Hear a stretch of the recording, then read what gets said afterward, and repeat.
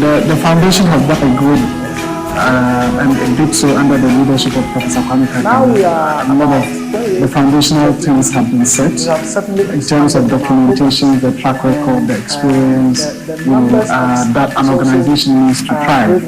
So picking the organization or taking over from him initially was quite difficult, but at that time I believe every NGO was struggling because that's how the field is.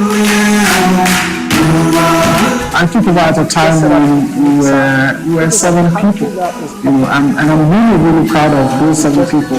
Unfortunately, those 7 people are still with us.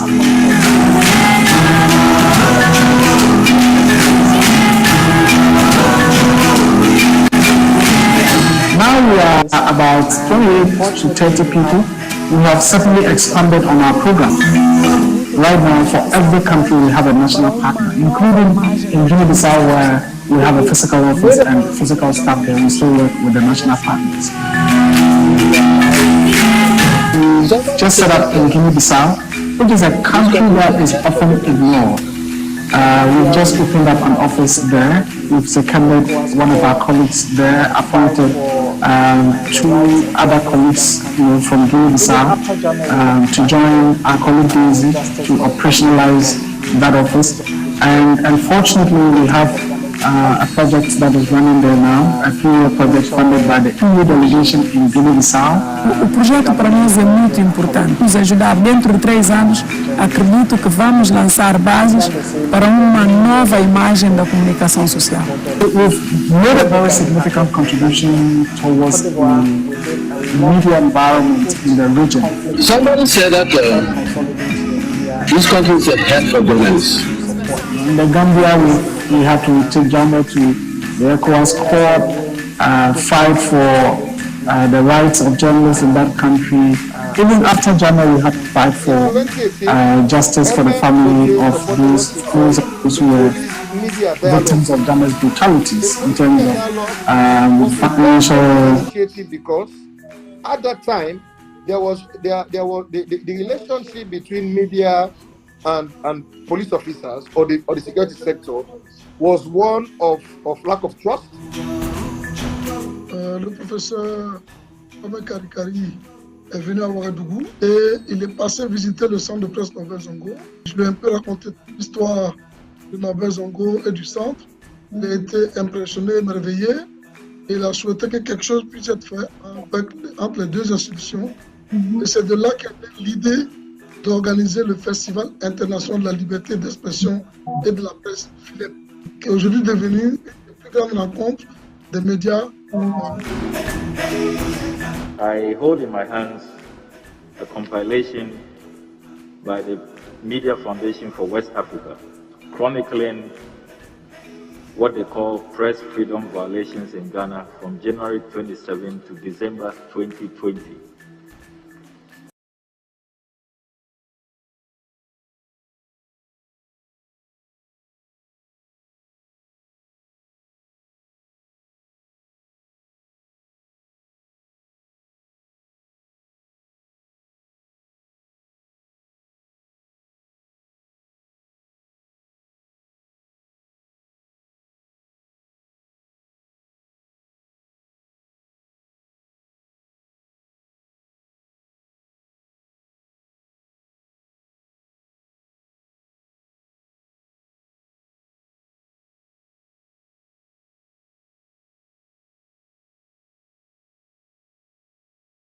Gentlemen, on behalf of the organizing committee, the board and staff of the Media Foundation for West Africa, and all our supporters, namely the Department of Communication Studies at the University of Ghana, the Center for Democratic Development, Ghana, the National Media Commission, the Ghana Broadcasting Corporation, and Graphic Communications Group.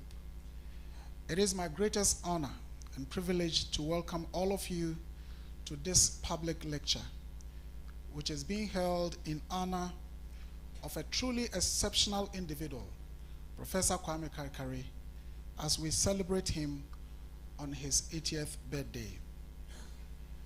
Before I proceed, allow me to recognize some of our distinguished guests who are with us this evening. First of all, of course, the man we are celebrating, the very venerable Professor Kwame Karikari, and of course,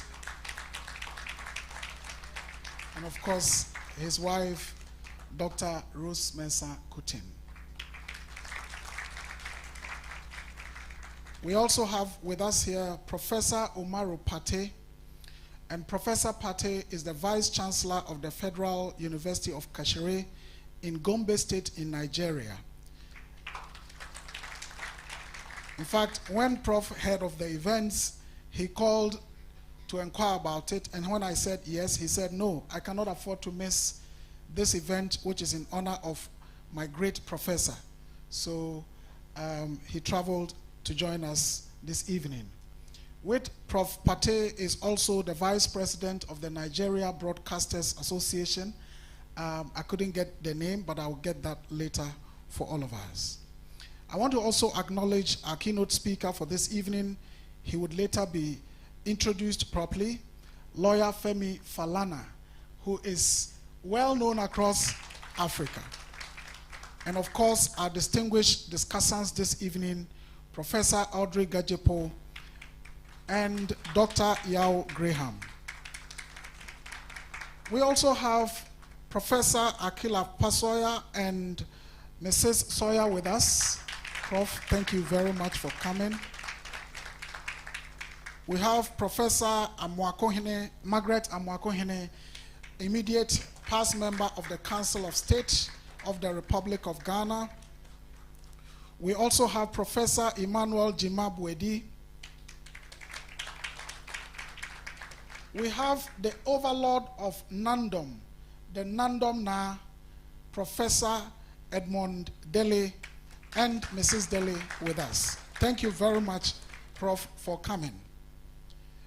We have Professor Akosua Adomako Ampofo with us. And of course, some of the very great friends of Prof. Kwame Karikari. We have Mr. Kwesi Eduamankwa with us. We have Mr. Akunu Dake. We have Nana Amo Adadeboama. Of course, I should have said Mr. Kwesi Eduamankwa and Mrs. Stella Eduamankwa. The Executive Secretary of the National Media Commission, the media regulator of our country, Mr. George Sapon, is here.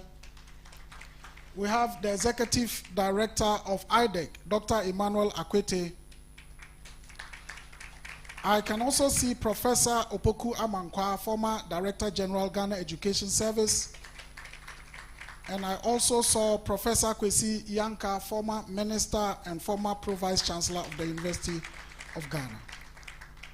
I can also see my own, Dr. Hasiatu Abubakar. Indeed, I should say that everyone here deserves an acknowledgement. And I see my brother Abdoulaye Diallo, former coordinator of the Nobet Zongo Press Center, a very strong ally of the Media Foundation for West Africa. And as I said, everyone here deserves to be acknowledged. And so everyone is duly acknowledged. And I'm sure as we go along, we will do further acknowledgement. Distinguished ladies and gentlemen, we are gathered here today not only to learn and reflect through this lecture, but to also pay glowing tribute to the lifetime of an extraordinary man who has contributed significantly to the progress and development of Ghana, West Africa, and Africa. Professor Kakari's works, mentorship, and unwavering commitment towards enhancing the progress of humanity have positively impacted thousands, if not millions of lives, and would continue to inspire generations. We are sincerely honored to have all of you here and those of you online as relatives, friends, students, mentees, and admirers of the very venerable Professor Kwame Karikari as we celebrate him on this special occasion of his 80th birthday. Distinguished ladies and gentlemen, at this stage, I have the singular honor and privilege to introduce to you our chairperson for this evening's lecture. Our chairperson is a distinguished professor emerita at the University of Ghana, Legon. She served as director at the Social Development Policy Division of the United Nations Economic Commission for Africa from 2014 to 2017, and also served as director of the Institute of African Studies of the University of Ghana from 2002 to 2009.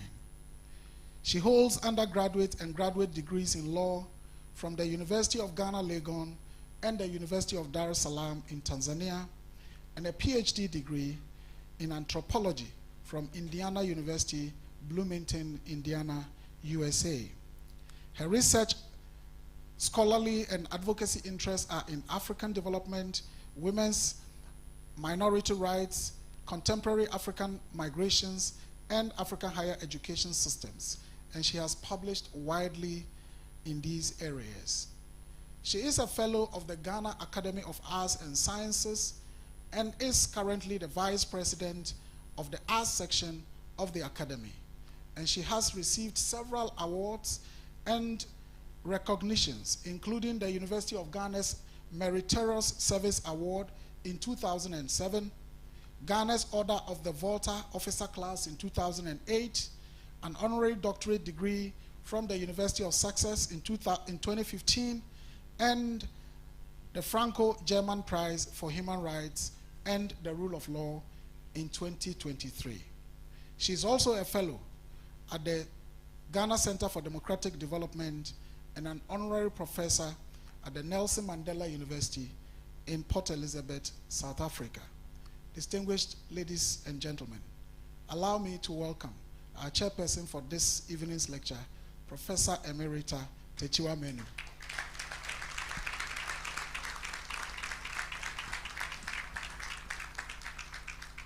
Thank you very much, Sule.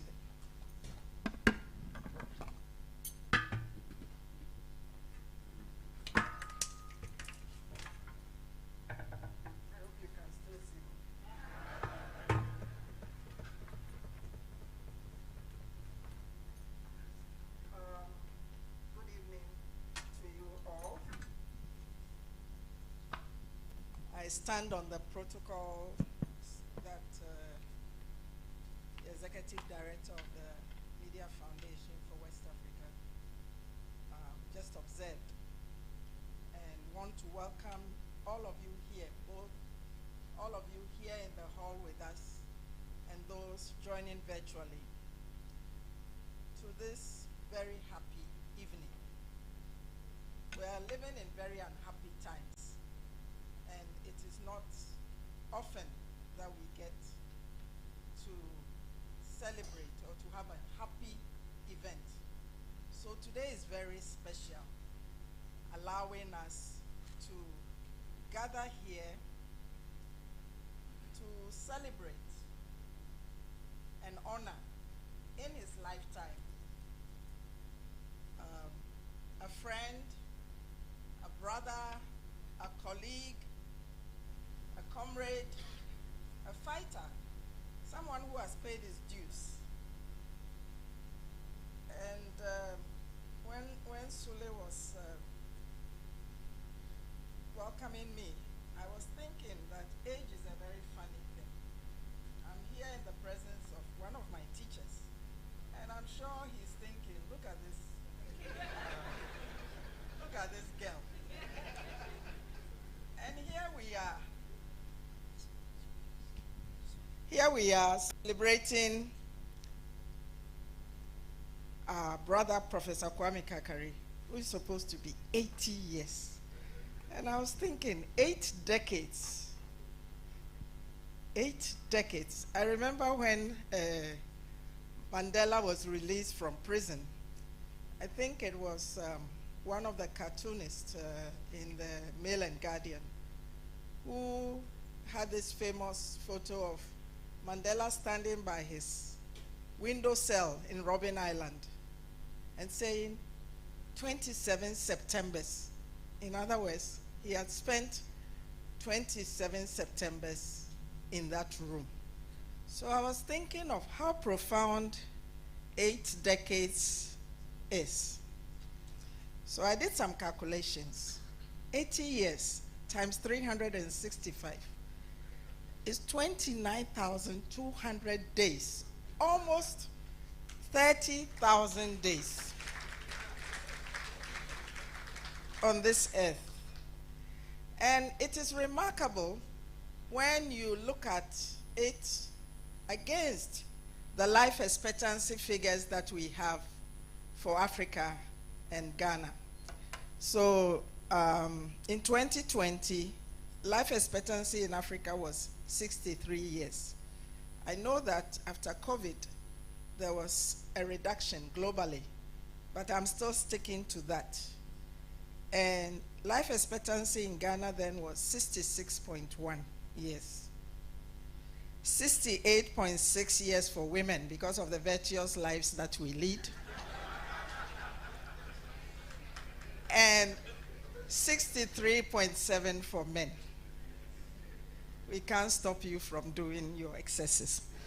So, but here we have Kwame, who has gone over this 63.7, gone past even the biblical blessing of 70 years and hit 80 years.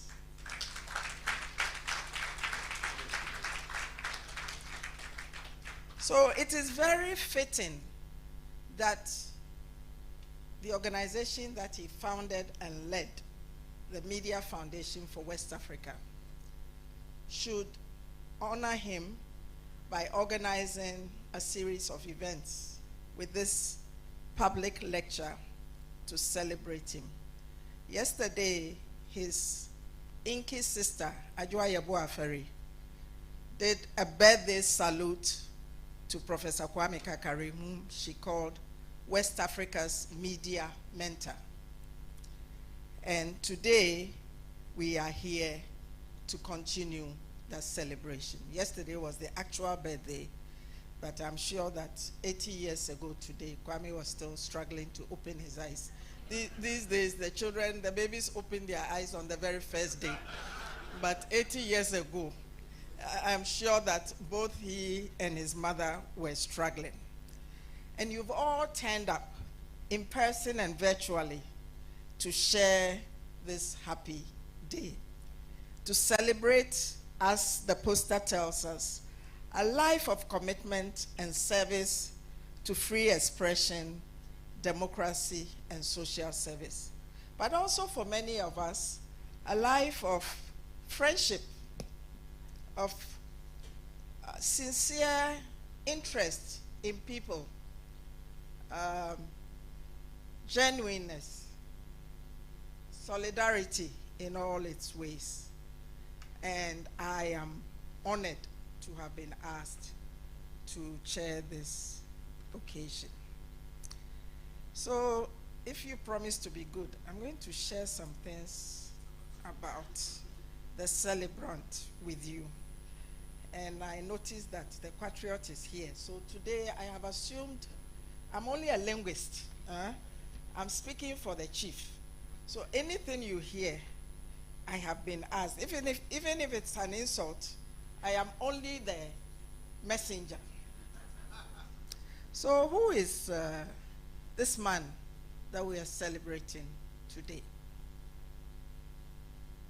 And he tells us that he was born in Tamale, capital of the then Northern Territories, where his father worked as a junior clerk for the Garrison Engineers, a wartime British civilian construction company. And as with most people, his parents were the first and important influence on the personality that he would grow up to develop. His mother, of blessed memory, Madame Ekuya Yeboah, had a profound sense of justice, fairness, generosity, and independence of mind.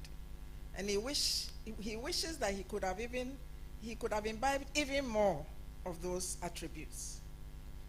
But he regrets that he did not fully inherit her fearlessness of and disdain for bullies and irresponsible authority. His father, on the other hand, was the soft side of the equation. He was selfless, kind-hearted,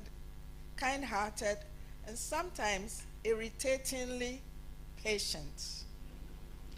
Whilst his mother, a strict disciplinarian, would whip you or slap your face for misbehaving, Kofi Efum would only caution you and coax you.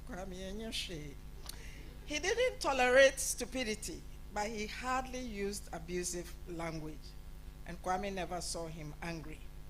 And it was only once that he hit one of the brothers with a ruler because he was not fond of doing his homework. However, both parents never ceased preaching to the children about hard work and honesty. Our celebrant attended the Ewisa Presbyterian Boys Middle Boarding School, which was opened exactly 100 years ago this year by missionaries from Basel, Switzerland.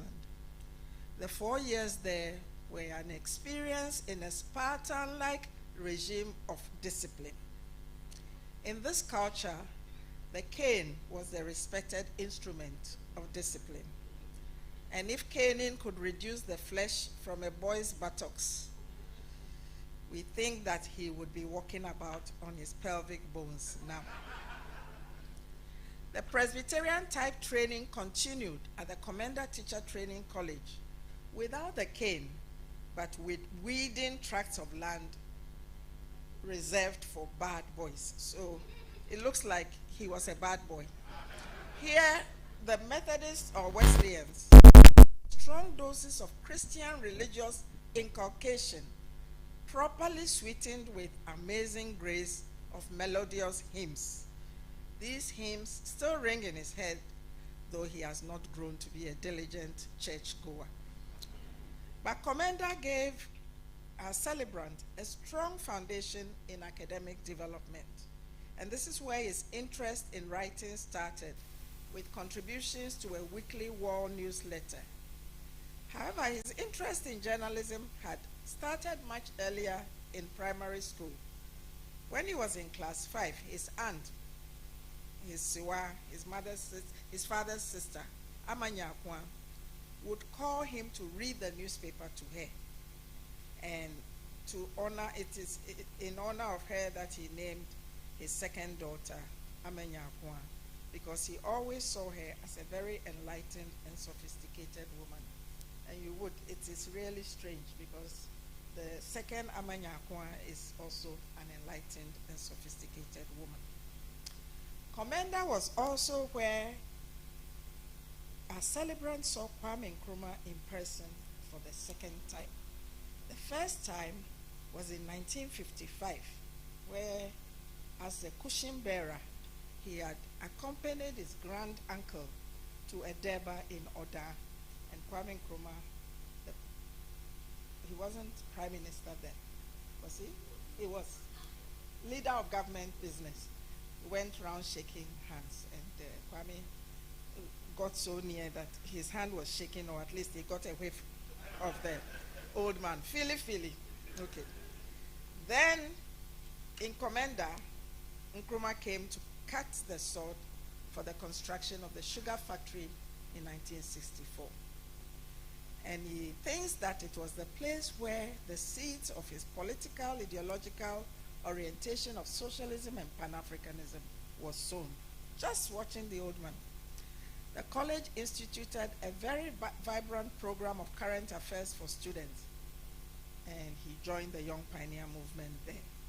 But more importantly, lecturers and students of the then Kwame Nkrumah Ideological Institute frequently came there to give lectures to them. Professor Kakari graduated from Commander with Teacher's Certificate A and GCE Ordinary Level, and he started teaching when he was barely 21 years old. Also married early, having his first child, Ekuya, at 22. 2 years on, he continued to the Advanced Teacher Training College, Winneba, to do a 2-year diploma course specializing in history. And the Advanced Teacher Training College was established on the site where the Kwame Nkrumah Ideological Institute had been built. The library still held volumes on Marxism, socialism, African history, and tomes on various political thoughts and philosophy. And he spent some useful time in that library. After that, he spent 2 years teaching history and English to Forms 1 and 2 students at Nabrongo Secondary School. And when he got to Nabrongo, Ayikweyama had just left after The Beautiful Ones Are Not Yet Born came out. It is in the Navasco Library that Kwame first read Fanon's The Wretched of the Earth. When he left Navasco to go to the US, he was about 26 years old. Before then, he had traveled to nearly every district of Ghana doing voluntary work on development projects in towns and villages during school holidays. Because in Commander in 1962, he had joined the Voluntary Work Camps Association of Ghana, a student organization formed in 1956 by a British teacher at Mfantsipim. So, from Navasco to New York, New York is where indeed he grew up into the man he became in all senses of that reality. He had gone to America to go to school, and his ambition was to go to the Columbia University School of Journalism and become a journalist. The United States at that time was going through 2 major social movements that would change the country for good and affect the entire world in many ways. These were the civil rights movement for black people and a massive movement for peace against the US's wars in Vietnam and Southeast Asia. At the cultural level was the hippie movement of white youths on one side, and on the other, a black cultural movement in the arts, especially in music. In Africa too, there were ongoing major political developments that would drive him into an education and training in political and social activism. First was the anti-apartheid struggle in South Africa and the armed struggles for independence in Zimbabwe and the former Portuguese colonies. And the second was the death of Kwame Nkrumah in April 1972. Soon after President Nkrumah died in April 1972, in May, a small group of African students, including himself, met and formed what they call the African Youth Movement for Liberation and Unity.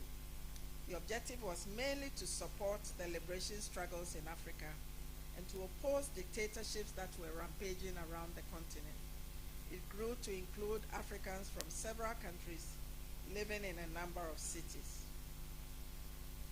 3 main activities occupied the celebrant's time in the US. The first was school, which was a priority above everything else. But that was a very tough business. He had no scholarship, and he had to work to pay for his fees and upkeep. Yet, foolish as he thought he was, spent a lot of time attending political meetings and going on demonstrations. However, his journalism ambition. Did his first degree at the City College of the City University of New York, and soon after he registered for the first semester, he joined the editorial group of the black student newspaper called The Paper. It was the greatest source of education for him about the African American community and the civil rights movement. When he graduated from Columbia University with his master's degree in journalism, he went to work on a small newspaper in Augusta, Georgia, the Augusta Weekly, which was owned by an African American classmate at Columbia. The 1 year in Augusta educated him about African American life in a more developed southern state. And this is another fact nobody knew. His most memorable assignment was an interview with the king of soul music, James Brown. I think we should have played a tune from James Brown now. Yeah. He returned to New York to work with the Guardian Weekly. And the Guardian was a small but highly influential leftist newspaper which opposed America's wars in Vietnam and Southeast Asia, supported the anti-colonial and anti-apartheid struggles in Africa and the civil rights movement, and fought against human rights abuses wherever they occurred. As usual, the newspapers he worked on paid very little. Kwame, you have a knack for finding this. But he enjoyed the experience. This is because the journalism on those papers was of a very high professional standard, and they represented political, social, and cultural principles that he believed in. For a young person with an open mind and a desire to learn, explore, and gain culturally enlightening experiences, the U.S. in the 1970s was the place to be. It's true, even those of us in Ghana, we imbibed it from so far away. However, all the attraction of life there notwithstanding, he always desired to come back home for two principal reasons: to come back to support his children and his family, and to contribute to the country's progress. So when he heard about a vacancy at the newly established School of Journalism at the University of Ghana, he applied, and he was lucky. The late Professor P.A.V. Ansah traveled to come to interview him in New York, and when he got his appointment letter, he wasted no time in packing his bags and returning home. So he landed in Accra, 34 years old, after about 9 years away, and he landed right in the heat of the June 4th uprising. That is on 9th August 1979. From then on, his life grew in leaps and bounds of political, social, professional, intellectual, and cultural experiences. But this is not to discount the pains and sorrows that life also yields. His greatest wish today would be to celebrate this day with 4 very dear brothers. But death, Owo, the great destroyer, today deprives him of the joy and laughter of his brother Yawasumeni, Shabazz, Akoto Ampao, Sheshe, Kwesi Jana Pentin, Soledad, and his dearest Kwabena Efum Dankwa. Wherever you are, or Inuano, rest peacefully. So we want to conclude with the last nearly half century since he came back from America. And these decades are recounted under 7 themes. First, teaching at the University of Ghana and contributing to the development of critical human resources for the development of Ghana. Second, his biggest political education came from the formation and activism of the new democratic movement. Almost from the moment he stepped down from the Ghana Airways flight, he joined a group of patriots to form the NDM in April 1980. Third, the biggest test and scariest challenge of all, Jerry John Rawlings' PNDC gave him the opportunity to head a gargantuan organization such as the GBC in 1982, at a time when he had no experience in managing anything outside a university classroom. Fourth, the same Jerry John Rawlings endowed him with the extremely, peculiarly surreal experience of 18 months in political prison without charge or trial, an experience shared with comrades who ended up becoming more brothers than friends. Fifth, and here I'm the Ochiamio, getting married and starting a family, perhaps the most blessed of all the challenges, with 6 children, 9 grandchildren, and 1 pretty great-grandchild, Nanaya, and a peaceful and comfortable home managed by a matriarch who, in the words, listen to him, he's quoting somebody's words, who in the words of the revered P.A.V. Ansah of blessed memory, he can happily designate as our resident dictator. Sixth, the setting up and running of the Media Foundation for West Africa. It is the proudest of all, for the simple and profound reason that he has had the fortune of finding a young man. Where is the young man? Who keeps it going and growing from strength to strength, relevance to relevance, and respectability to respectability. And seventh and finally, he has made the greatest of friends.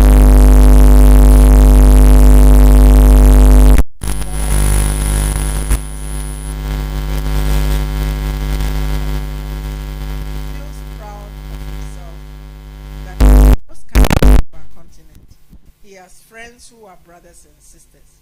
So he has a home in Nigeria, in Burkina Faso, in La Côte d'Ivoire, in Mali, the Gambia, Eritrea, Namibia, South Africa, Uganda, Liberia, where else?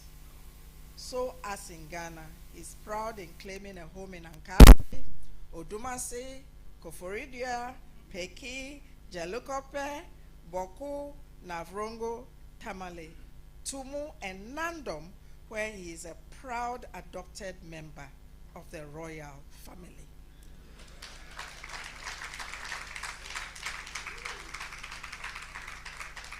So, ladies and gentlemen, I think you owe me something for sharing all these copyright secrets with you. And I am very happy and proud that once again, that this evening we are here to have this public lecture in honor of Professor Kwame Kakari. Thank you very much.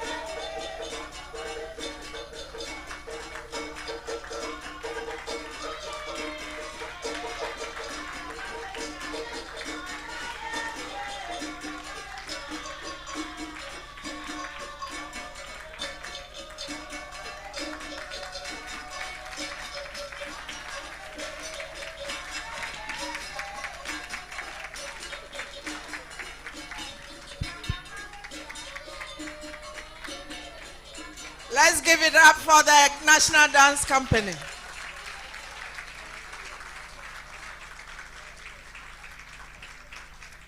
Thank you very much.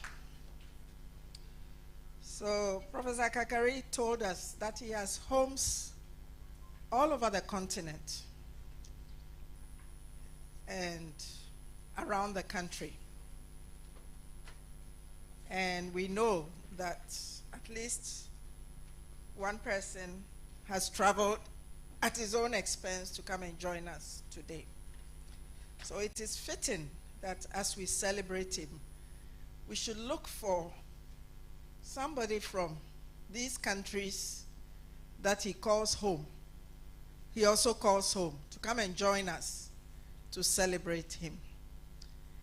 And we looked around, we sent emissaries. So many people wanted to come.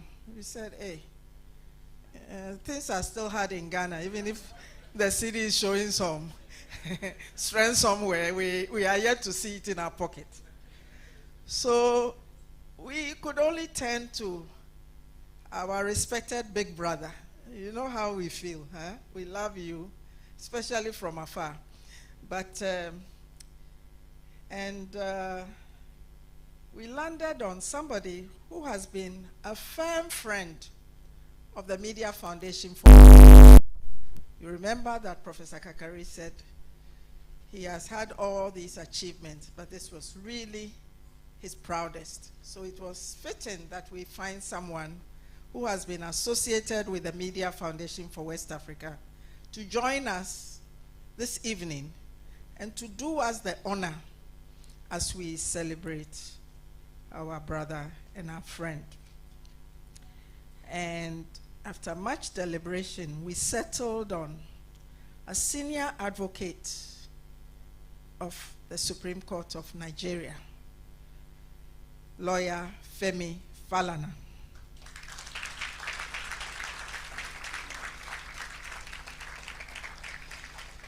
He's a legal practitioner who specializes in constitutional and human rights law, a former Secretary General of the African Bar Association, and former President of the West African Bar Association. Under his leadership, the West Africa Bar Association successfully campaigned for the expansion of the mandate of the ECOWAS Court to include human rights enforcement. Over the last 4 decades, lawyer Falana has built a reputation as an activist and defender of the rights of journalists and citizens across different countries in West Africa, and has won many landmark cases in the Nigerian courts, in the ECOWAS Community Court of Justice, and the African Court on Human and People's Rights. In 2008 and 2010, he secured landmark victories at the ECOWAS Court against the government of the Gambia in favor of Gambian journalists Musa Seydi Khan and Chief Ibrima Mane, who suffered torture and enforced disappearance, respectively, at the hands of the Yahya Jammeh government. He handled the cases pro bono on behalf of the Media Foundation for West Africa. He has successfully defended many journalists who were charged with criminal offenses, including the founder of online publication Sahara Reporters, Omoyele Sowore, who was detained and charged with various criminal offenses. In 2019, he secured the release of the editor and publisher of the Source newspaper, Jones Abiri, who had been detained by Nigeria's State Security Service, SSS, since 2016. He handled the landmark case of Inspector General of Police versus the All Nigeria People's Party, 2007, in which the Nigerian Court of Appeal affirmed the right to peaceful assembly without requiring police permits. Based on the judgment, the Police Establishment Act 2020 has imposed the duty on the police to provide security during public meetings, rallies, and demonstrations. In Serap versus the Federal Republic of Nigeria, he challenged the Nigerian government at the ECOWAS court over the legal validity of Section 24 of the Cybercrime Act due to its violation of the right to freedom of expression. The court ordered the Nigerian government to repeal or amend it. The government has amended the section and expunged the criminalization of defamation, insult, annoyance, and cyber stalking. Again, in Serap and the Federal Republic of Nigeria, he sued the government of Nigeria in the ECOWAS court for suspending Twitter, calling the ban on Twitter, quote, a provocative infringement, unquote. The court ruled that the ban was illegal and ordered the Nigerian government to lift it. The government lifted the ban in accordance with the judgment. In Bernard Mona versus Republic of Benin and others, the African Court on Human and People's Rights held that Morocco's occupation of Western Sahara constituted a violation of the human rights of the Sahrawi people to self-determination. The court directed all AU member states to support the Sahrawi people in realizing their right to self-determination and independence. Under the defunct military regime in Nigeria, Femi Falana was arrested and detained. He had his passport seized to prevent him from traveling abroad to attend human rights conferences. He was charged with many criminal offenses, including treasonable felony, but was never convicted. In recognition of his exceptional qualities in and dedication to human rights law and constitutional law, Femi Falana has been honored by the Nigerian Legal Aid Council and the National Human Rights Commission. In 2008, he received the International Bar Association's Bernard Simmons Memorial Award for his contribution to the development of human rights jurisprudence. Distinguished ladies and gentlemen, I think you will agree with me that we could not have found a better person than Senior Advocate Femi Falana.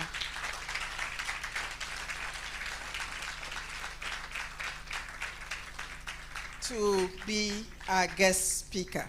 You are most welcome, sir.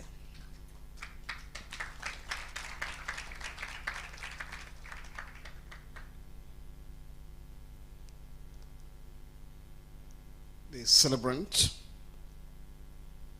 distinguished guests, ladies and gentlemen. I didn't know that Ghana has also borrowed this term from Nigeria. All protocols observed.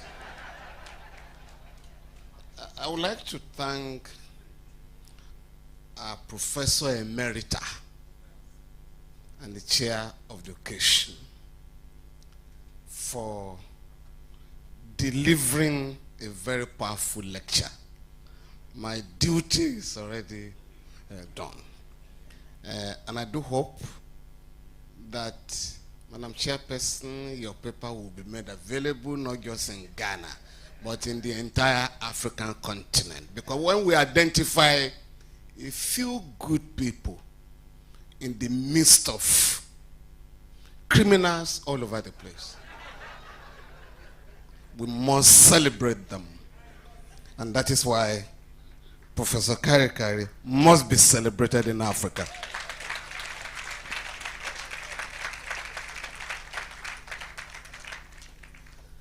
Yes, Madam Chairperson, I was once charged with treasonable felony by a military regime, the Babangida military junta, that institutionalized corruption as an official policy in Nigeria. So while we were, 5 of us were charged, there was another dangerous lawyer, the late Ganifa Wemi, who told the court, my lord, those who should be standing trial for treason are in the presidential villa because they overthrew a democratically elected government. And when it was my turn, I said, my lord, this law on treasonable felon was not meant to protect a dictator, because the provision said, it's similar to your own criminal law, says if you form an intention to remove the president of the country during his term of office, otherwise than by constitutional means, you have committed treasonable felony. And I ask my Lord, this fellow paraded himself as the head of state of Nigeria, has no fixed term of office. So I could not have committed that offense. Distinguished guests, esteemed colleagues, comrades in the struggle for democracy and human rights, members of the Media Foundation for West Africa, friends and family of the celebrant, fellow Africans committed to justice and truth. I'm deeply honored to stand before you today on the occasion of Professor Kwame Karikari's 80th birthday. We're gathered here not merely to celebrate a long life, but to salute a life lived in unwavering commitment to the ideas of free expression, democratic accountability, and social justice. In celebrating Professor Karikari, we celebrate a man who has become a conscience of the African public sphere, a moral compass, and a tireless defender of our collective liberties. These three ideas, free expression, democracy, and social justice, are not separate domains. They are interwoven strands in the fabric of a truly emancipated society. Without the right to speak or dissent, democracy becomes a shell. Without democracy, there can be no real social justice. And without justice, freedom itself becomes an illusion. Professor Kwame Karikari has spent our life of the principles. Whether through media advocacy, civic education, or institutional reform, he has worked to make these ideas real in the lives of ordinary Africans. In a continent too often burdened on authoritarianism, impunity, and elite capture, his life has been a light in the darkness. His efforts also underscore the importance of resisting sectarian and partisan biases in journalism. In his own words, journalism must transcend religious, political, and tribal biases. For such tendencies diminish the integrity of the profession and corrode the journalist's social mission. Born in Ghana in 1945, Kwame Karikari came of age during the final decade of colonialism, matured politically in the aftermath of independence, and found his intellectual voice amid the turbulence of Ghana's political upheavals. He studied journalism in the United States, the very bastion of capitalism, and later returned home to serve as a lecturer, media critic, and reformer. He was one of the founding editors of the Free Press and later established the Media Foundation for West Africa in 1997, a regional powerhouse for media development and freedom of expression. The MFWA has today become a vital institution defending press freedom across the member states of the ECOWAS, documenting abuses, providing legal support to journalists, and advancing public interest journalism in West Africa. The late Comrade Akoto Ampo, an accomplished public interest lawyer of blessed memory, and I were persuaded by Professor Karikari to offer our legal services to the Media Foundation pro bono publico. Lawyers, particularly the bourgeois ones, do not render services free of charge. In fact, were accused of lowering the reputation of the profession by giving our services free to the poor. Sometime in 2006, the Media Foundation instructed my law firm to seek legal redress for 2 journalists who had been arrested and detained by the Yahya Jammeh's tyrannical regime in the Gambia. At the material time, the judiciary of that country had been completely captured by the fascist dictatorship. Some of the judges were from Ghana, some from Nigeria. We used to call them mercenary judges in the Gambia. As that country's judiciary had been completely captured, we had to turn to the ECOWAS court, which had just been empowered to protect the human rights of community citizens. By the way, it was in Accra here on January 19, 2005 that the Authority of Heads of State and Government of ECOWAS adopted and ratified the supplementary protocol that empowers community citizens to approach the court for the protection of their human rights. At that time, unlike Ghana, which had already institutionalized democracy, in many African countries, in West Africa in particular, it was treasonable to even go to court to challenge the government. In the case of Mane and Republic of the Gambia, which the chairperson has mentioned, the plaintiff was a journalist. Media Foundation took up his case because no organization could do so in the Gambia. Prof came to give evidence in the court, and his oral testimony convinced the court that justice had to be done to the journalist. The court ordered the immediate release of the detained journalist and awarded $100,000 in his favor for his illegal detention. It was when the Media Foundation, when Prof was harassing me to enforce the judgment, that we discovered to our utter chagrin that the man had indeed disappeared in custody. The other case of Musa Sedikan and Republic of the Gambia, the plaintiff was an editor of the independent newspaper in that country. He had reported a coup that the government didn't want people to know. They were just going to be secretly executed. But having the temerity to report the coup, he committed a very serious offense. He was captured and subjected to severe torture in detention.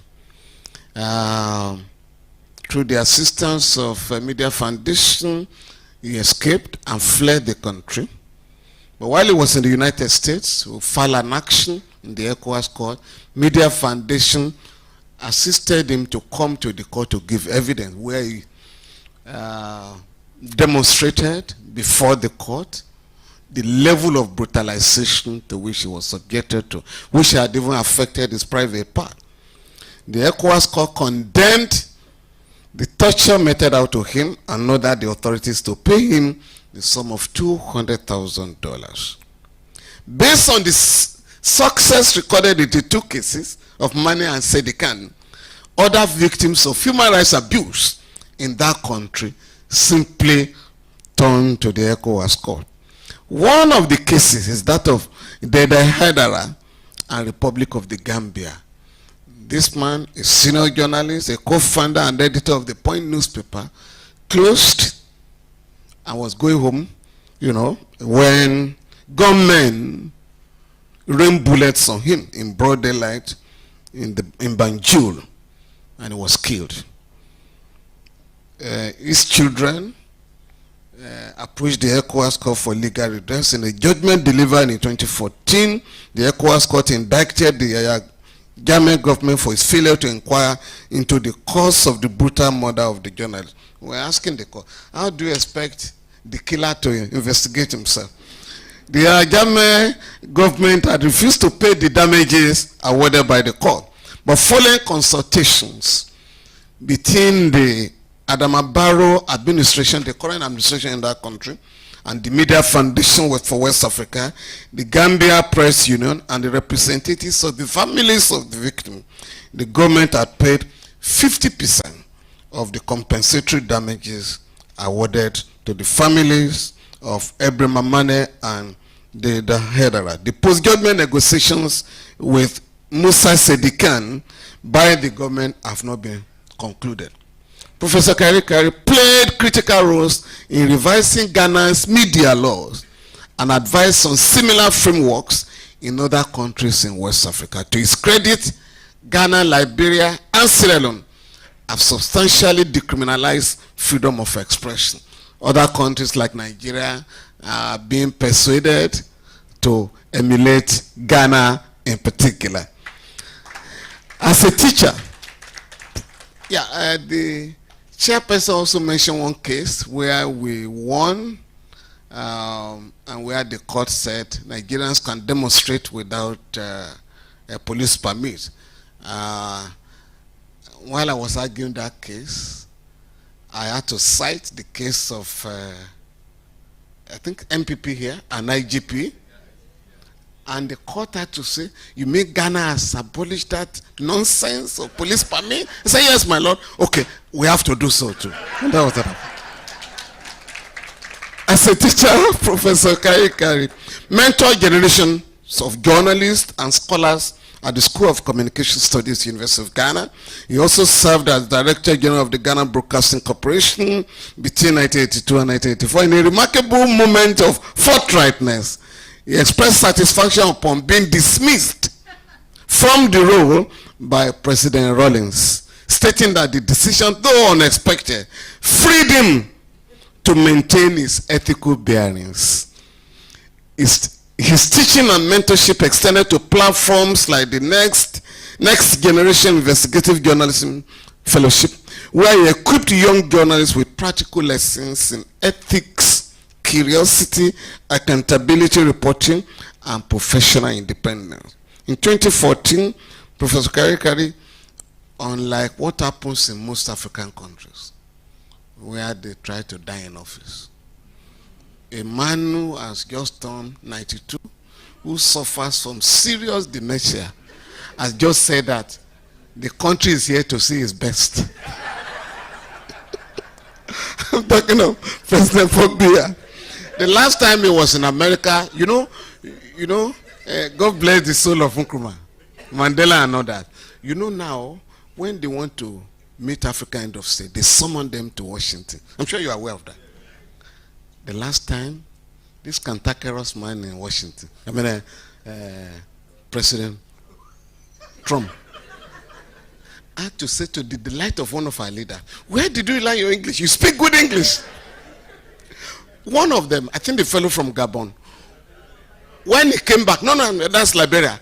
When the fellow from Gabon came back, there was a tumultuous crowd that welcomed him. And he wore Trump's cap to make America great again. Not even to make Gabon great. But that is what happens in Africa now. In 2014, Professor Kari handed over the leadership of the Media Foundation to Sulemana Brahima, a visionary and transformational leader in his own right. Since then, the Media Foundation has been going from strength to strength. Thank you, Prof. To appreciate Professor Kari's impact, one must understand the context in which he worked. At a time when military regimes gagged dissent and censored the press, he stood up for independence of the media. He challenged authoritarian decrees, obnoxious decrees, and called for constitutional protection of press freedom. Under his leadership, the Media Foundation provided sanctuary to journalists in exile and legal defense to those wrongly arrested. I've seen some of my friends from Burkina Faso, Gallo. Yeah, you know there is a dangerous trend in Africa today, where a dangerous dictator, is celebrated through AI generated misinformation. Nothing positive has changed in Burkina Faso. Please, when you read the AI, I'm serious, nothing. The guy claims to be a Sankaraist. He's far from it. He appointed a prime minister, somebody who had written was written the best book on Sankara. After about 6 months, he had to sack him because the fellow was saying, this was not how Sankara was doing it. Let's give power to the people and not to yourself alone. But that is the man young people are celebrating in Africa today. Some of the journalists from that country and Ghana, we thank the foundation for protecting them. Today, even as we contend with newer threats such as surveillance technology, disinformation, and digital censorship, Prof's message remains clear. A silenced people can never be free. The freedom of expression he advocates is not a Western luxury. It is a fundamental right essential for human dignity and democratic governance. His advocacy recently extended to championing the establishment of Ghana's coordinated mechanism on the safety of journalists, an institutional structure to process complaints and address threats against journalists. Prof has also urged media owners to take the safety of reporters seriously and call for justice in the unresolved murder of investigative journalist Ahmed Swale. Professor Kari has been a consistent voice for participatory democracy, not bourgeois democracy. His work has gone beyond periodic elections to the deeper questions of democratic culture, civic consciousness, media literacy, and popular accountability. He has warned us repeatedly that electoralism without an informed and active citizenry is a dead end. At a time when West Africa is witnessing a resurgence of military coups, clampdowns on civic space, and constitutional manipulation by incumbents, we must return to Kari's vision of democracy, which is rooted in people's sovereignty, not elite consensus. One anchored in truth, not propaganda. I just mentioned one of the dictators now.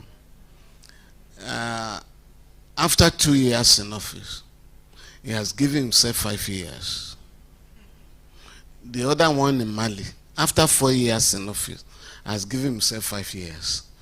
And like the immediate past president of Ghana, when he was ECOWAS chair, Nana Akufo-Addo, we met, you know he's a lawyer, we met. I said, Mr. President, what are you doing about these guys in Guinea? He said, Femi, I have a 4-year term, renewable. The guy is asking for 6 years without election.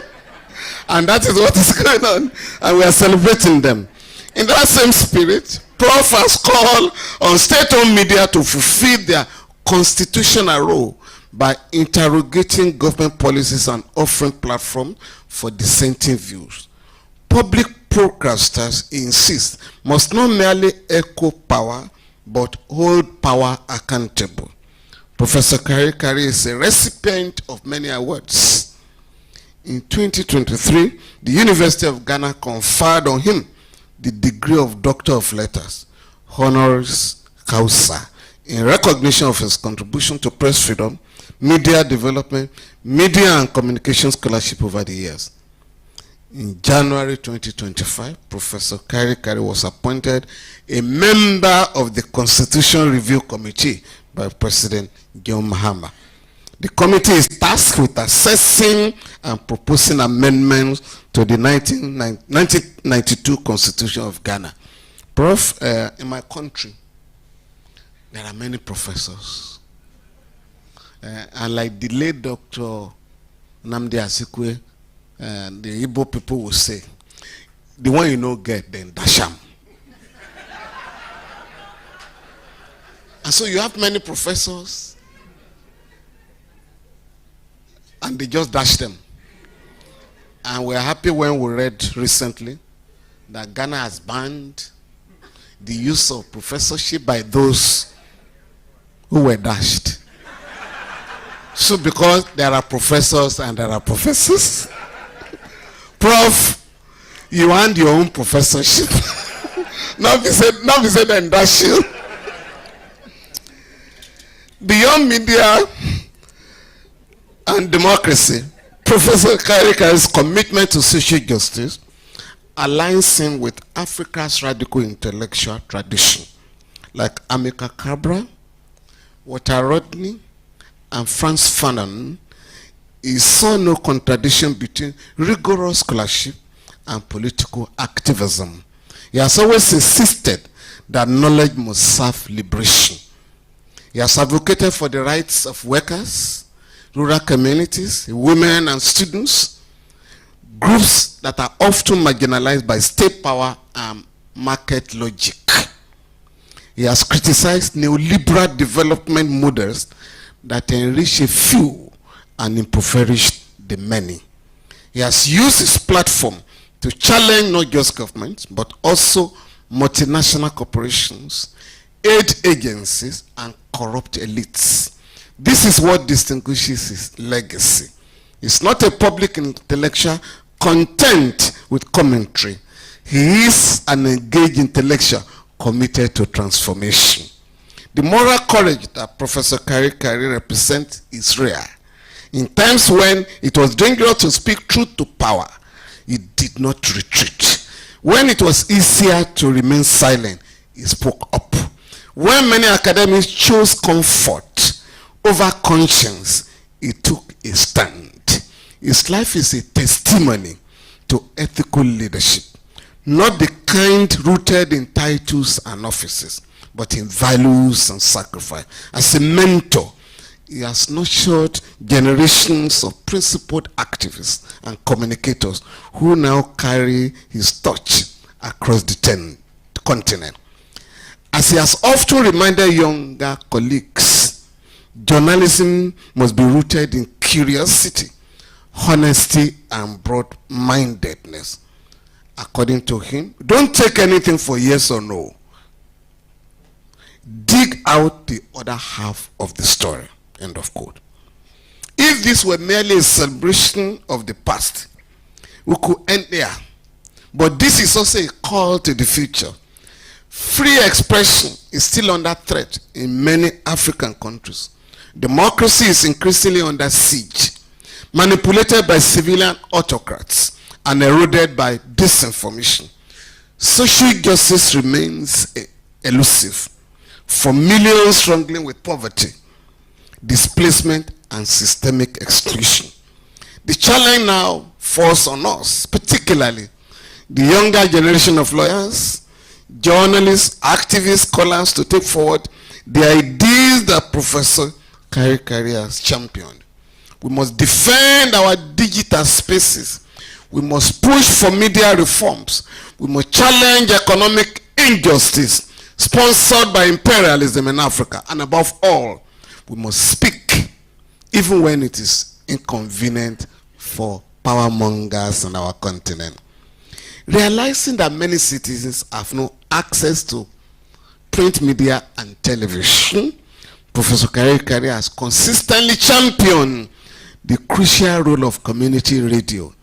It is his firm belief that community radio stations are vital for giving voice to the people in rural communities.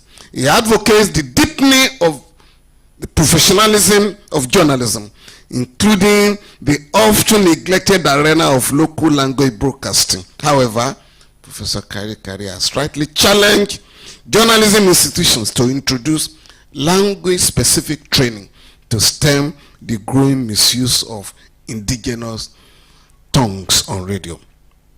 My conclusion: as we celebrate the towering figure at 80, who we have been told by the chairperson is spending extra time, because the lifespan in Ghana for men, because of their irresponsibility, is 63. But in Nigeria, we say because men have to look for how to take care of the home and even take care of the extended family. It's not because of irresponsibility, it's because of the wahala of the society. As we celebrate this figure, we must remember that the true measure of legacy is not in honors or positions, but in the lives changed, in the systems challenged, and in the freedoms that have been won. Professor Kwame Kare is not just a name in African media history. He is a living embodiment of civic courage. And more than that, his name has become a call to action, a call to build a continent where every voice matters, where democracy is not a ritual, but a right, and where justice is not a slogan, but a structure. As the Akan proverb says, the one who climbs a good tree deserves a push. Today, we push this good tree not only in honor, but in commitment to continue the journey that it began a few years ago. I thank you for your patience.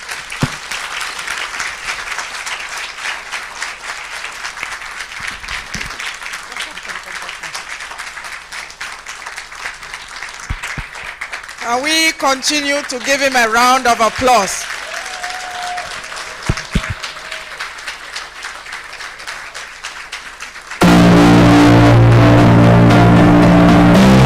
Thank you very much. But in Nigeria, the life expectancy is 56.4. I'm aware. Because of the wahala in Nigeria. Because of the wahala in Nigeria. So,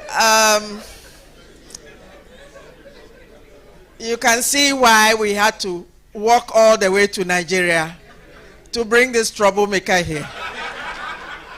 And I know that those people who are online are as excited as those of us here in the hall. We're going to have an interlude during which the Media Foundation special story on Professor Kakari will be shown. Yes. They have of these violations.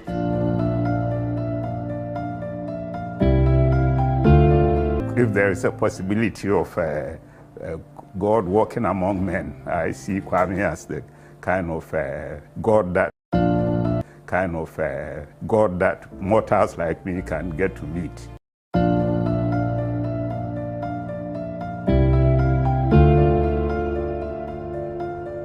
Kwame as the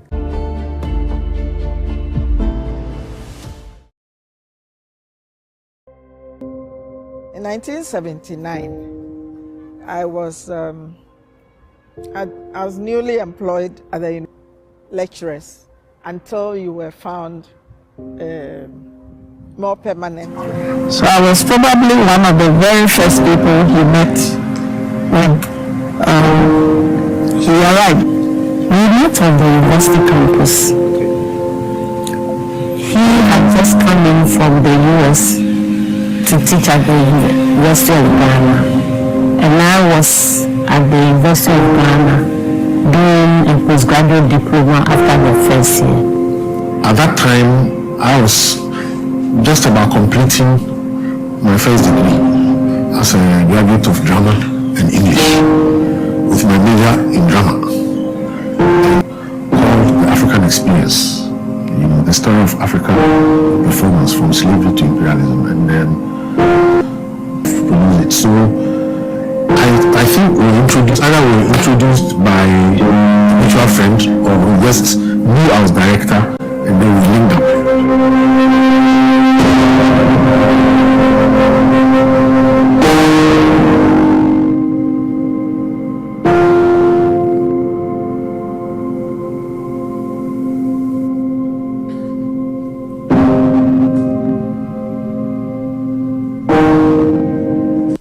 Just as a feeling of being blessed to have him as my father, because even when I was little, it was very obvious that he was not a small person.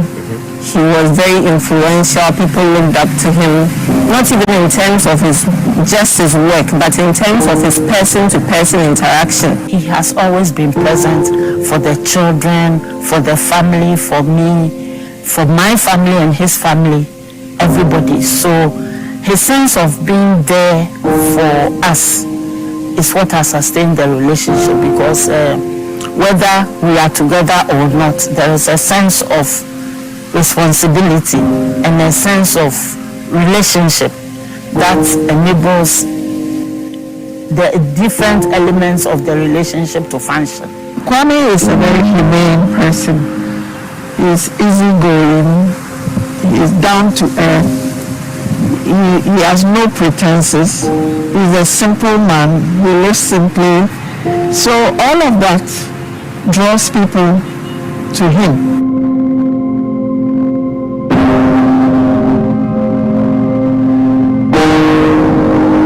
My earliest memories of Professor Kari started when I was looking for a job at the then School of Communication Studies. I just come back from the US and I wanted to teach. And so we had a wonderful conversation. He wanted to know what I was most interested in. He was particularly pleased, I think, when he discovered I was a journalist. I'd been working as a journalist in the US.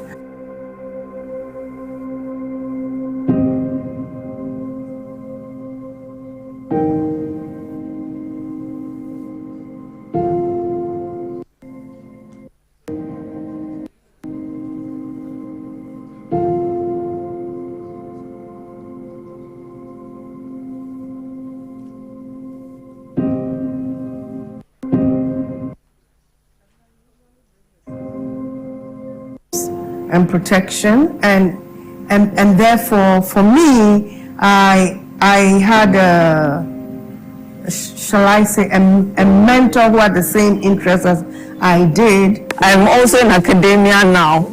Yes, I have a PhD in African Studies, and a lot of people see both my parents and they're like, hey, you had no choice in the matter. You had to reach the highest level of academics. And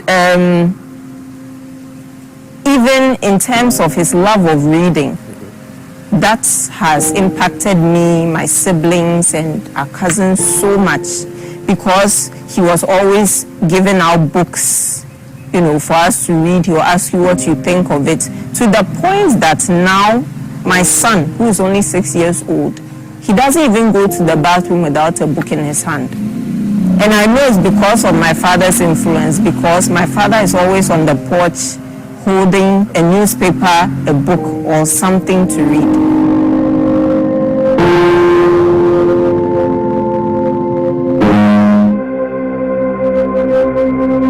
Looking at how Media Foundation has grown in strength over the years, has expanded its programming over the years, makes me particularly proud that it was started by a friend and colleague. Anytime I talk to Kwame, I learn new things about stuff he's done across the region, in Sierra Leone, in Liberia, in the Gambia, where I know a version of Media Foundation is active, in Nigeria, in I believe Liberia. I mean, I've been just in awe.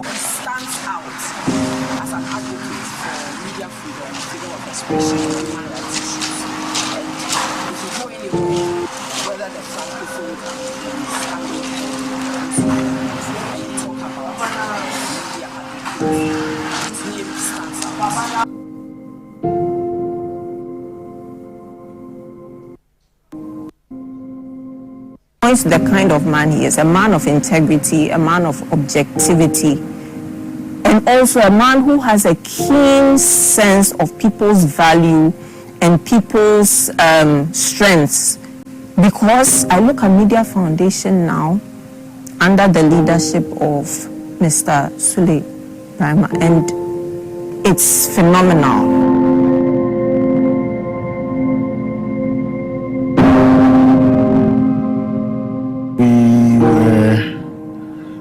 arrested on the same day in 1987, precisely on the May 17th, which was a Sunday, and we were all picked up in the morning. In fact, at that time, a number of us were picked up, but on that particular day, it was Kwame, myself, Sheshe Akutampao, and I think Kwesi Pratt.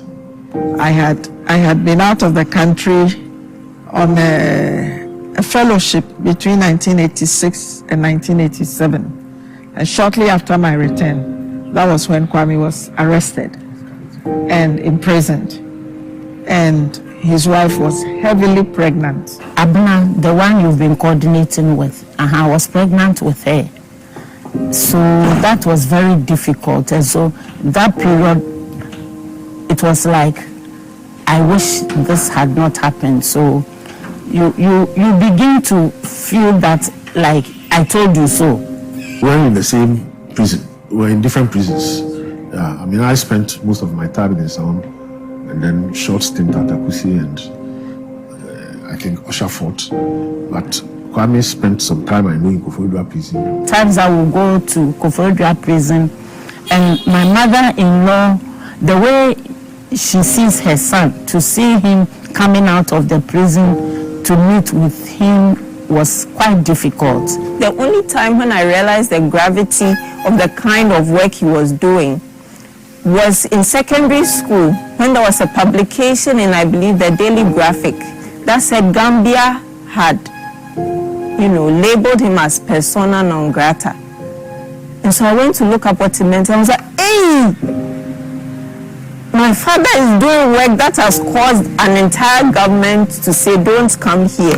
I don't think I was fearful because I knew that he wasn't going to be reckless enough to go into Gambia when he knew that his life would be endangered. There were other ways of continuing to press for what needed to be done without putting himself in harm's way.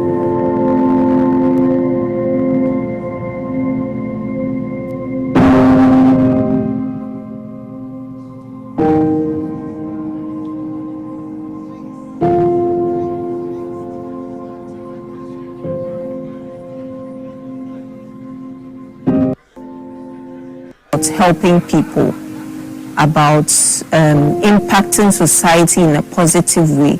And because of that, I feel like us as his children and even his grandchildren, nephews and nieces who are very close to him, we've seen that necessity of putting people before acquisition.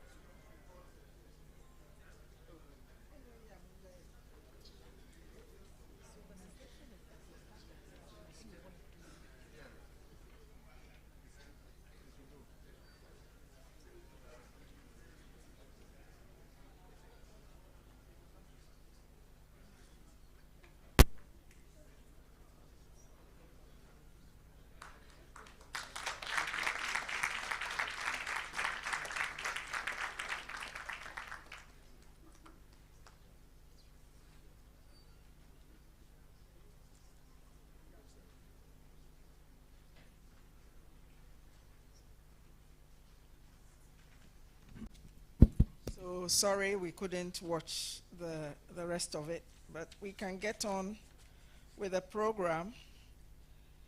And now I'm going to invite the discussants to react to the very brilliant presentation that we had. And I will start with Professor Audrey Gajepo, who I will introduce briefly. She's a professor at the Department of Communication Studies and former Dean of the School of Information and Communication Studies at the University of Ghana, with more than 30 years experience in teaching, research, and advocacy, primarily on media, gender, and governance issues. Professor Gajepo is also chairperson of the board of the Center for Democratic Development, CDD Ghana, and serves on other boards, including West Africa Democracy Radio, the Center for Journalism, Innovation, and Development in Abuja, Nigeria, and the Tema International School here in Ghana. So, Audrey. Thank you very much, Madam Chairperson, and good evening to everybody. Before I start reacting, I'd like to offer a warm and heartfelt afishapa to an inspirational mentor and friend who at 80 remains youthful in spirit and mind. And don't be fooled, because despite the silver in his beard, he is razor sharp, engaging, and still brimming with purpose. So I'd like to thank the guest speaker for highlighting that we're not only celebrating a champion of press freedom and human rights and democracy, we're also honoring an educator, a mentor, an institution builder embodied in one remarkable man. Professor Kwame Karekare has made immense and diverse contributions to the media practice, policy, and scholarship. And for decades, he has seamlessly blended academic inquiry with passionate advocacy, advocating social and political issues as has been outlined in the lecture all across the continent. And that's why anytime I think about him as a scholar activist. And as we heard the guest speaker said, he doesn't see a contradiction in all of the different roles that he's playing. I've had the privilege of occasionally occupying a front row seat to witness his work and leadership. More than 30 years ago, he offered me a place to teach at the School of Communication Studies, where he had dedicated his life for 4 decades. And as director, he provided us not only with strategic leadership, but mentorship. And he mentored not just faculty, but staff and also students, I believe. He forged local and international partnerships, bridging academia and the media industry. So we're very involved in what the media was doing. We're just not locked in an ivory tower. And he elevated the school's profile through impactful projects and national policy interventions. I mean, these interventions were very timely, particularly at the beginning of our democratization process. So, for example, he convened conferences on the privatization of broadcasting before the airwaves were liberalized. And also, very important conference on media ethics and media law that sparked public dialogue far beyond the academic sphere.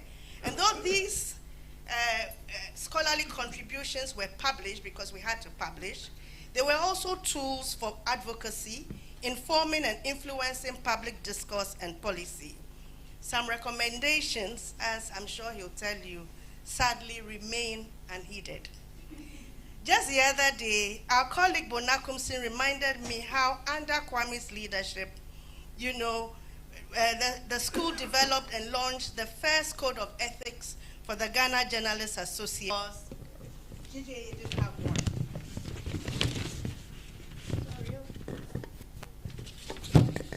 I was also, I vividly recall also Kwame's tactful and humorous handling of a tense visit from Major Tando, who was then the head of the National Frequency Board, during an inspection of the campus radio station. That time it was known as the Voice of Legon. It's now Radio Universe, and Kwame had helped establish it. And Major Tando asked why certain security measures were not in place to guard the station. And Kwame calmly responded that the students who found the station, through the dues they have to pay, will surely not let anyone seize it. But more profoundly for me, he noted that the proliferation of stations is what will make it nearly impossible for anyone to take over a single outlet and declare a coup, as had been done in the past. In many ways, I've tried to follow his example, though not always successfully. As I often joke with him, there is much I aspire to emulate, but one thing I absolutely won't copy is his punishing post-retirement work schedule. It's truly extraordinary. After the official retirement age of 60, I'm not copying him. You know, he appears to have gained a second wind, supporting the establishment and growth of journalism programs, not only in Ghana, such as at Wisconsin University, but also across Africa, including contributing to a strategic plan for the National University of Rwanda's Journalism School. And he has helped train journalists across the continent: Gambia, Cote d'Ivoire, Sierra Leone, Liberia, Nigeria, Uganda, Kenya, Eritrea,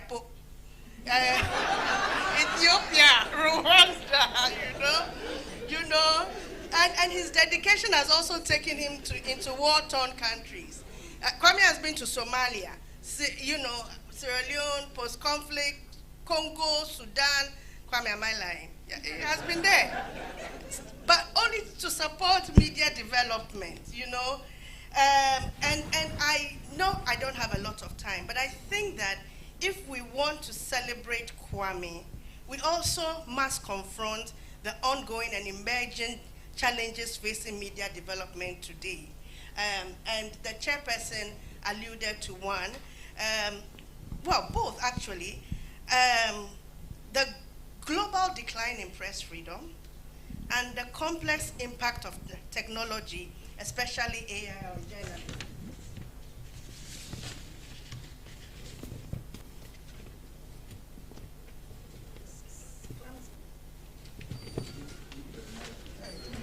Technology. Oh, okay. Let me go. I should have found an easier way of flipping my notes. Okay, so I just wanted to flag that this year's 2025 report by the Reporters Without Borders, RSF, their report on press freedom, noted, and I quote, a worrying decline in press freedom globally. And it stated that economic pressures that have been driven by media ownership, things that Media Foundation has been concerned with, media concentration, dwindling advertising, and opaque public subsidies were making it increasingly difficult for journalists and media houses to maintain editorial independence. And we know that without economic independence, there can be no free press. And then the situation also is very alarming in 7 African countries, because in 7 African countries, we have fallen within the bottom quarter of the index of 180 countries. Eritrea is at the bottom. Kwame has been to Eritrea before. Then, while Rwanda, which is often praised for its development, is ranked 146th, followed by Ethiopia 145, Uganda 143. And then the security crisis that the guest speaker mentioned in the Sahel has also severely affected the media landscape in countries like Burkina and Mali. But despite these challenges, you know, there are some positive examples like South Africa, which ranks 27. Unfortunately for us, we are at 52. It's better than the 60th place we were ranked in 2022, and I'm talking about Ghana, but still far below our highest ranking of 22 in 2015. So this suggests eternal vigilance and more Kwame Karikaris and media foundations to keep on advocating for press freedom.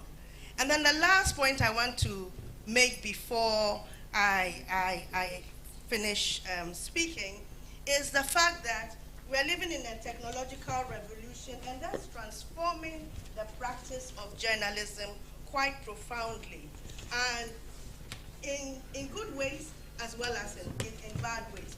So on one hand, We see that it helps journalists analyze large data sets, improve content creation, and AI can also help us detect fake news, hate speech, and all of that. But on the other hand, we have to worry that technology is now in the hands of AI, the people who created AI, like Google, Meta, and Amazon. And also these people dominate advertising markets, starving traditional newsrooms of revenue. The guest speaker talked about surveillance. Again, technology is making it really easy for journalists to be monitored, and it has a chilling effect on press freedom. And of course, we know that AI is also helping fuel misinformation and disinformation. So there's still work to do. And in Kwame, we find a model for how to meet these challenges head on. And it is with courage, with scholarship, with activism, and with humility. Thank you very much, Professor Audrey Gajepo. I'll now call on Dr. Yaw Graham to make his remarks. Dr. Yaw Graham is coordinator of the Third World Network, an Accra-based Pan-African advocacy organization, which works for social and economic equity in Africa and in the global, and equity for Africa in the global order, with primary focus on the issues of international trade and investment, development finance, extractives, and gender and development. His name has been mentioned among the detainees, student activists whose involvement in Ghanaian public life goes back to his student days, and was detained in 1987 alongside Kwame Kakari and Idua Mankwaya and Sheshe. Was the founding editor of the Public Agenda newspaper. He's been a past convener of the Ghana-Palestine Solidarity Campaign and has worked as an expert for various UN organizations and the African Union, and he's a member of the editorial working group of the Review of African Political Economy. Yeah.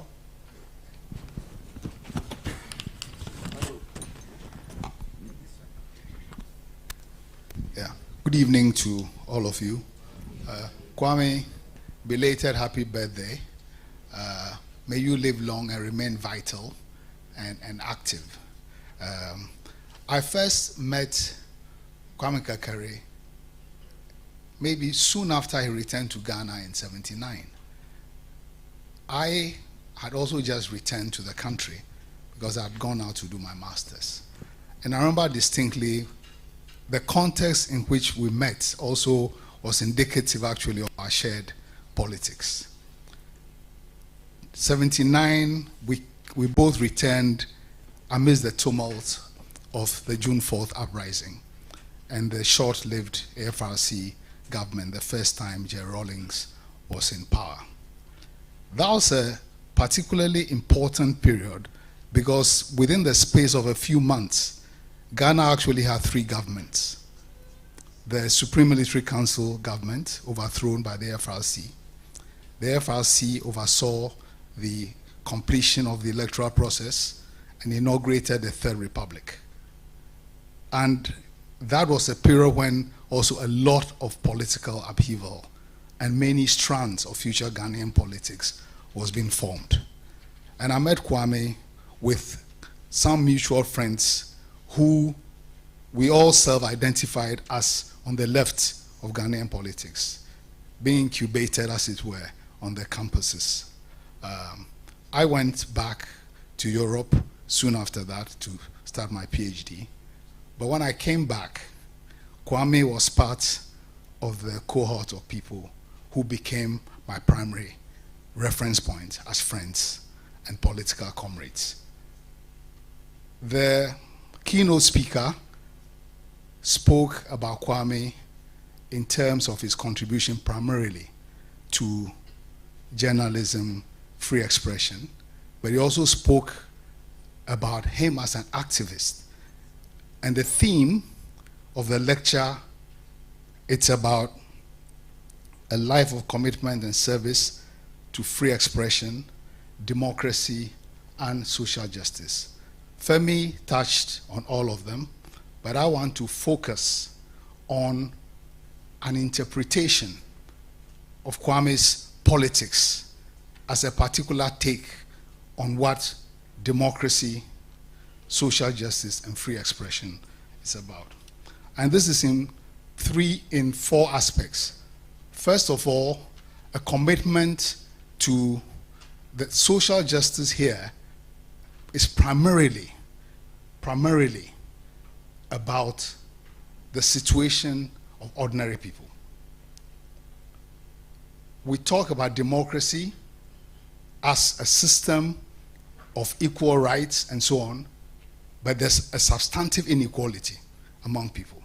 Whilst the law frames equal rights, substantively, we live lives of inequality. And I think transforming that inequality and creating more equal societies, equal not simply in terms of material situations, but also power relations, has been foundational to Kwame Kakari's politics. And that was something that a group of us shared. The group who got arrested were part of the leadership of the New Democratic Movement. And the New Democratic Movement, as an organization, crystallized a particular political commitment. In the late 70s and early 80s, Ghana was one of the fastest declining countries in the world. But Ghana also had a history of anti-imperialism and Pan-Africanism and social equity from the Nkrumah time. Our generation picked up the convergence of those strands in the context of a national, political, and economic crisis. A number of left organizations emerged in that period. And a group of us were in the New Democratic Movement. Tichwa Menu here, Kwame, Edwamankwa, Sheshe, and a whole lot of other people. They were the grand old men. but substantively, the point is that the New Democratic became a vehicle, alongside others, of a particular kind of politics. And that politics is important because it focused on the role of ordinary people in transformation. How do we build the agency of ordinary people to take responsibility for their own politics and be active citizens? This is in complete contrast with what is passing now for political participation, where a few money bags, buy t-shirts, pay people to belong to parties. So that is important also, therefore, for the notion of democracy that we are talking about, which is connected to social justice. So the democracy, social justice, and free expression really are united in a particular way, that it's ordinary people who make history and who define the space for leaders to rule, to act, and to advance the interests of the population and not for themselves. And that commitment informed the work that Kwame and other colleagues did during the Third Republic, when the New Democratic Movement was in this embryonic phase. Informed the reasons why quite a number of young student activists and people on the left joined the Rawlings government, because they saw an opportunity to contribute to the organization of ordinary people. Those were the same reasons why that same group broke with J. Rawlings, because the orientation of the regime was against the interests of ordinary people. And the long history of struggle by the Ghanaian left against neoliberal economic policies, that was central to why a group of us were arrested. And neoliberalism has defined the economy of Ghana and many African countries. A few days ago, there was a report in the papers that 4.8 million Ghanaians live in slums. slums. This is a country celebrated as a model of democracy. That is not the democratic model that Kwame's notion of social justice, democracy, and free expression is about. So even as we celebrate what Ghana is in terms of the space that we have for free expression, it is important to recognize the massive democratic deficit that we have in this country in terms of an economy and a society that works for everybody, in terms of a political system which actually allows the agency of ordinary people and takes their voices seriously in between the kind of electoral cycle. So as we celebrate Kwame Kakari at 80, it is important to also remember that there's a huge agenda of unfulfilled issues, unfulfilled goals, unfulfilled expectations about the agency of ordinary people, the centrality in politics, economies built to advance them and not to create inequality. That agenda actually remains a huge sore, a glaring challenge in the Ghanaian context and actually across the continent. So as we celebrate Kwame, I invite all of us to rededicate ourselves to this understanding of democracy, this understanding of social justice, and this understanding of freedom of expression. Thank you very much.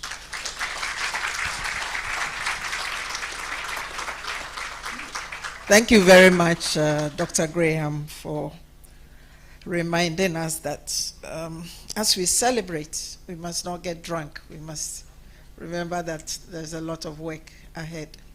So you've heard a lot from up here, and it's time to open up and invite you to make some contributions, some questions to our guest speaker, and also to the discussants. I'm being signaled that the time is running, so I should manage it well. So that's fine. So let me have an indication of those who want to comment, brief. We don't want another lecture. We've had a brilliant one already. So yes, the young man over there. Is there a microphone here? There's one here. It's not working. I hope you can make it work. You give it to him. Here.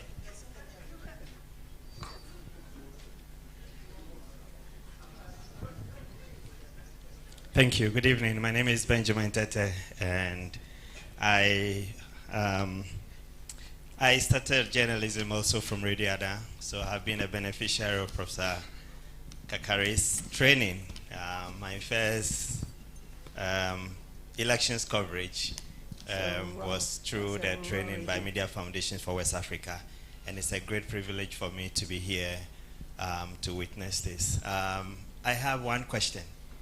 I know that from the various contributions, especially from Yao Graham's position on how do we transform or translate our freedom of expression, our democracy into social justice. I know you threw out a lot of points, and I'll bring it back to you and say, how do we look forward?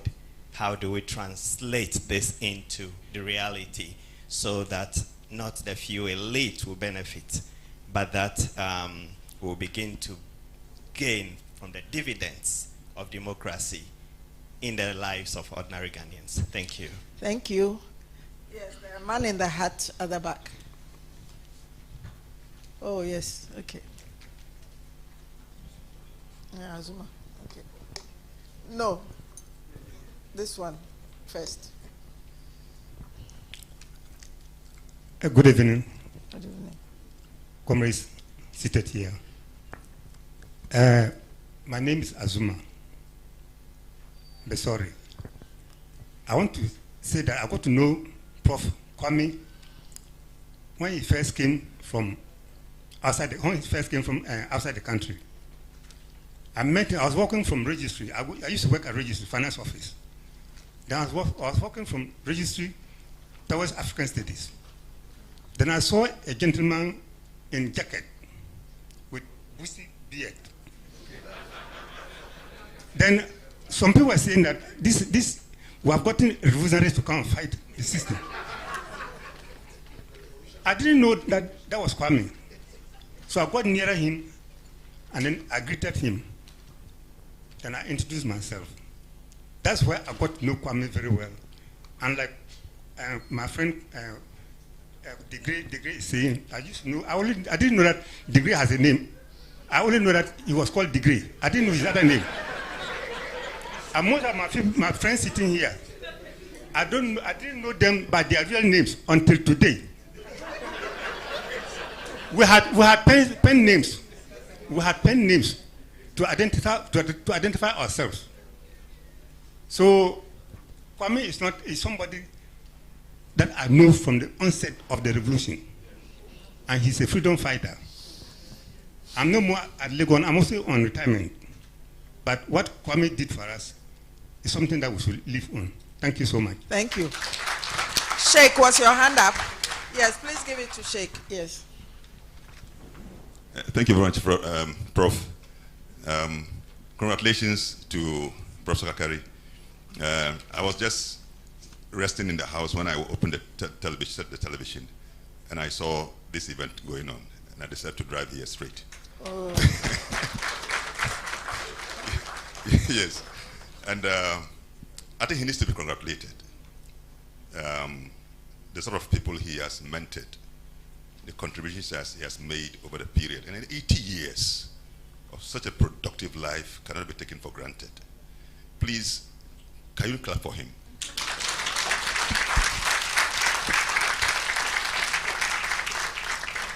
So humble, tall in his academic attainment, but so short in his humility. I know how I am saying, so when he meets me, how he treats me. Dr. Graham, you spoke my mind. I have been worried because you and Prof have shared certain values together. Those values have lost their place in our politics. My worry, as I listen to you, is speaking from your heart. What you think about politics and what democracy means, and what it must do to the common people. What do you think we should do to produce people of your mindset in our politics? I have been worried about what new brand of politicians we need. The current universities have all been polluted. With China and whatever is happening, they've all been polluted. How do you, using these strong points that you have made, let me stop here, and congratulations, you are not growing old. I've known you for a long time. Thank you. Thank you. So we will take the Vice Chancellor here, and then we'll come to the, but I'm finishing soon because of the Thank time. you very much. I'm exceedingly grateful for attending this function. I first met Kwame 37 years ago when I enrolled as MPhil student at the University of Ghana under late Professor Paul Ansa, who eventually was my supervisor. At that time, Kwame came out from prison afresh, and we happened to be the first set of students that he encountered. Of course, you can imagine how our classes used to be. And we will have a class with him and have a class with Professor Paul Ansa. Of course, Kwame came from the perspective of political economy of communications, mostly heavily critical. Paul Ansa, a bit critical, but liberal, not the political economy type. We enjoyed our classes, and I'm also happy that the Vice Chancellor who signed my certificate, Professor Akila Pasoya, I'm sitting by his side today. As a student in Legon, I never even got to see him except on some few occasions. But today, I'm a vice chancellor sitting by the side of my vice chancellor. And my mentor, of course. Since then, we have been together with Kwame. I've invited him on few occasions, on several occasions to Nigeria. He participated in a number of our activities. And I've promised myself that whenever there's anything to do with him, I will also attend. Currently, I am leading the editing of a book in his honor. And the Ahmadu Bello University Press in Zaria has already agreed to publish the book. And we have sent out call for papers. Hopefully, before the end of the year, we should be able to get all the papers, edit them, and go to press. And we are optimistic that many of you here will also contribute. I remain grateful that he taught me, and I also promise to be as consistent as he has been. Kwame is consistent, he is collaborative, and he is humble and refined as a complete gentleman. I thank you. Thank you. The lady at the back.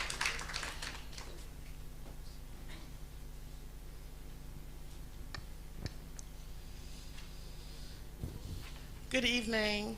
My name is Nana Madankwa, and I arrived from California last night, and my friend came today and she said, would you like to attend this event with me? And I said, there's no way I am going anywhere in this Ghana tonight. And so she sent me the information, and I said, except for Kwame. He is the one person who I felt deeply motivated. I met Kwame in the late 1999 when I interviewed with him for a visiting scholar position at the School of Communication Studies. I met him in Ann Arbor, Michigan, if I recall. And at one point, we decided to go out. I think either he had to buy something or I had to buy something, and we went to a Target, and the woman was awful, just awful service, and I got very frustrated, was very American, saying, can we get somebody else? Can I get your supervisor? And I know I was making Kwame very uncomfortable, and the woman looked at Kwame and said, oh no, she's worse than me. And and Kwame like almost fell on the floor over in laughter. And I think that was really what broke the ice between us. And years later, I had a guest in my house, Nuruddin Farah, the author. And he invited a group of his friends to come over, and Kwame was one of them. And Nuruddin and I got along like oil and water.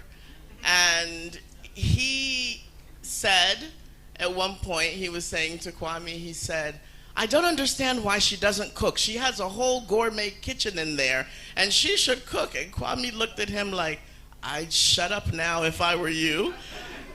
And so I just want to say thank you so much, Kwame. You have completely changed the course of my life. And if it were not for you, I may never have returned to Ghana. Certainly not when I did. Thank you so much. I love you. I appreciate you. Thank you very much. Last one. Thank you. My name is Kojo Imprim. Oh, and I'll let you guys listen to all the discussion, two things. One is the issue of optimism of democracy. And the other issue is about frustration that we're all having about democracy across the continent. In my mind, right from Professor Soy and all the comrades around the seed, it comes to me that probably if we were the ones in the realm of affairs, things would be different. So if you could be, especially Professor Graham, can you be candid and share with us what really stopped you guys from taking the stage of political governance? And why did it slip into the hands of those that don't have the understanding of the history of democracy in the 80s and the 90s? Thank you. Thank you very much. So, Dr. Graham, the president we never had.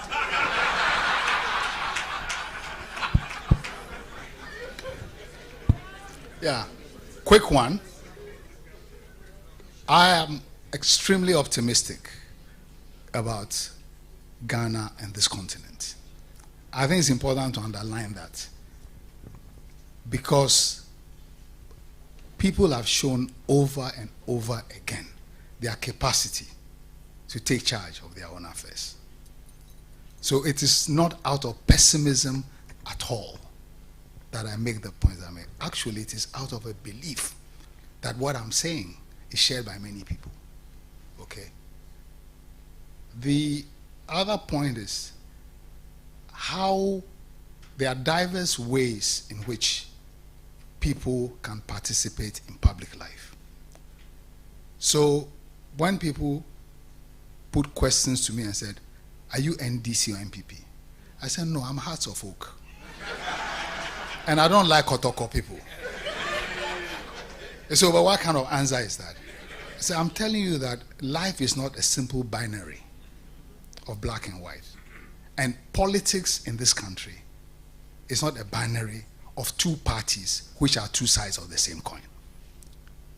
Now, a lot of young people, younger people, are beginning to express themselves very directly. So it's important not to give the impression that it's a dormant situation. And in the way that I work, for example, the NGOs are also important actors in public life. Public life is expressed through so many vehicles. Churches, religious organizations are very important vehicles in public life. Look at the mobilization that the religious bodies were engaged in support of the homophobic law to suppress, LGBTI community, something that we fought against.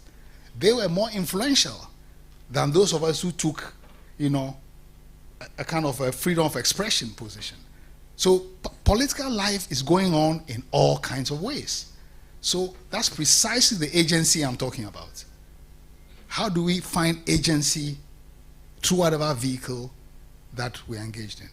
And around the country, whether it's in mining affected communities, whether it's even in fights around chieftaincy, people are expressing themselves politically.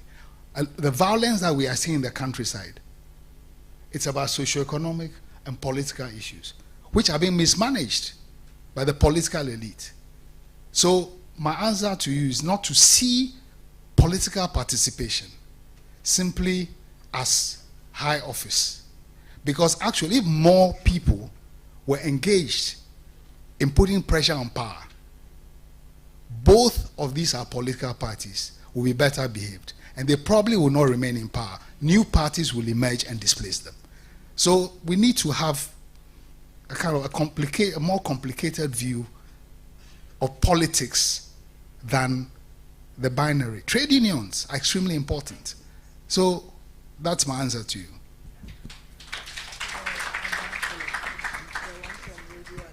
Yeah, about Keda. What is the question? Well, the how. I mean, we were people who, just like people today in different ways, and I underline that point, express themselves. Take Adam. Since the 70s, Adam people have been fighting for a right to livelihood from the Songo Lagoon.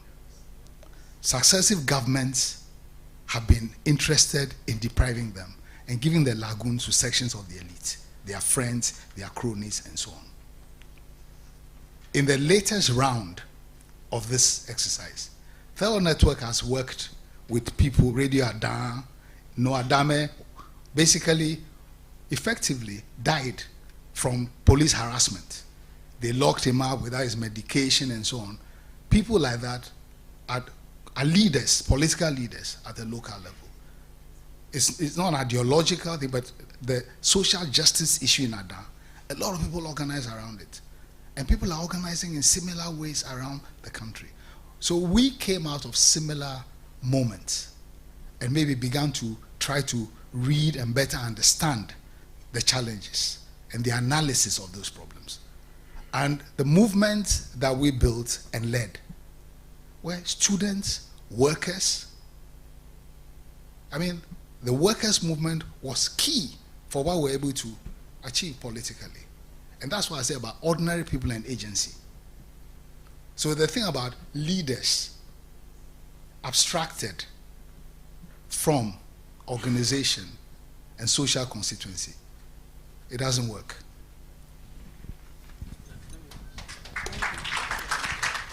Well, if I may just chip in this based on our own experience in Nigeria, and I think we have a problem, and I've seen it here. The generation that will succeed the Kwames, where are they? We are products of a radical intellectual enterprise. Can we boast today that those lecturers who belong to the radical movement in those days are there to also mobilize young people? And I think that is a lesson for all of us. Secondly, in the 70s and 80s and 90s, we also had to work together. It's not just about Ghanaians alone, Togolese alone.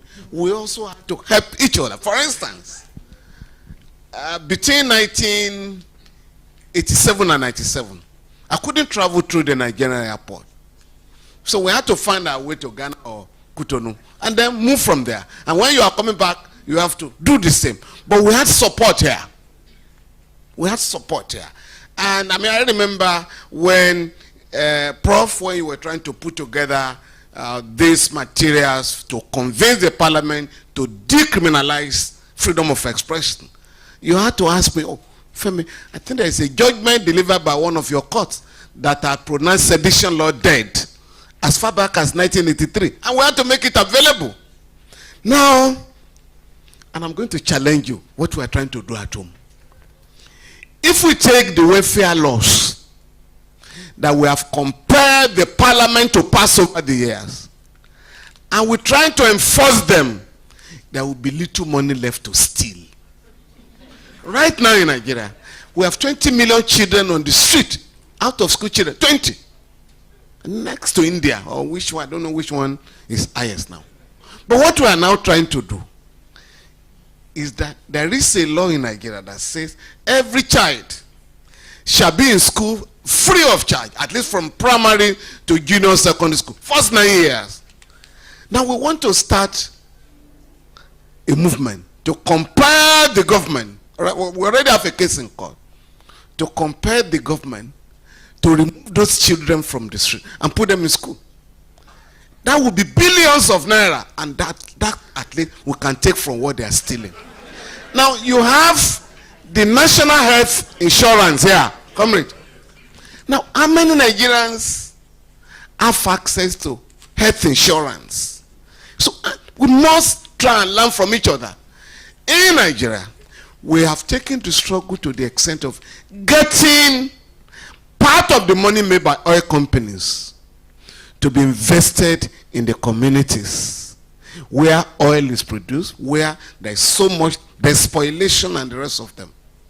Now, we're now getting those communities now to have trust fund, where I think the last time the oil producing communities in Nigeria have been paid about 265 billion naira. So, and I have seen money going on here recklessly. What are we doing? Chinese all over. I've even seen some black Chinese children here. Now, it's not a laughing. We must now insist. How does the government treat our people? And we're talking about the Gambia. The ECOWAS has managed to endorse the demand of the Gambian people to have Yahya Jammeh put on trial. Ghana must also be part of that campaign because 44 young people were massacred. In fact, 55 West Africans, 9 of them Nigerian, Ghanaians, 44. I've never heard of any government in Ghana. No government is interested here. We must get the families together and demand that justice be done. And what did the man do? He just had a dream. You know, he was very superstitious. that he needed the blood of these young people to remain in power. And you kill 55 people. And all of us will just behave as if nothing has happened. So I think we need to take care of that. Then in 1987, Prof, I think I've never told you this. And this is how we can network and work together. Ala Jete, the president of the bar and others were also arrested. Akaba Shoro came from Nigeria, was my boss, to meet Rawlings. And Rawlings was, carried away. The Bar Association in Nigeria has come to recognize me. Please, can you release all those who are in detention? For us to be able to make a case for you and get the government of Nigeria to assist Ghana. And he did. You know, there was a man who came here, and Abacha wanted the man very badly. And the man came from, it was in Ireland, in Nigeria. He landed in Accra. And the money he brought here affected the city positively. And when Abacha said, but Alan, this man came here, I said, no, we cannot arrest him in the interest of the economy of Ghana. Now, just the last one. Prof, please, there are institutions that are being set up in the continent along the lines of Nkrumah's dream of one economy for the continent. Today, you have AFTA here as its headquarters in Ghana. But nothing is going on. Even Ghana itself, to trade with Cotonou, you have to use dollars. And that is what BRICS is about. Why is Ghana not in BRICS? Why?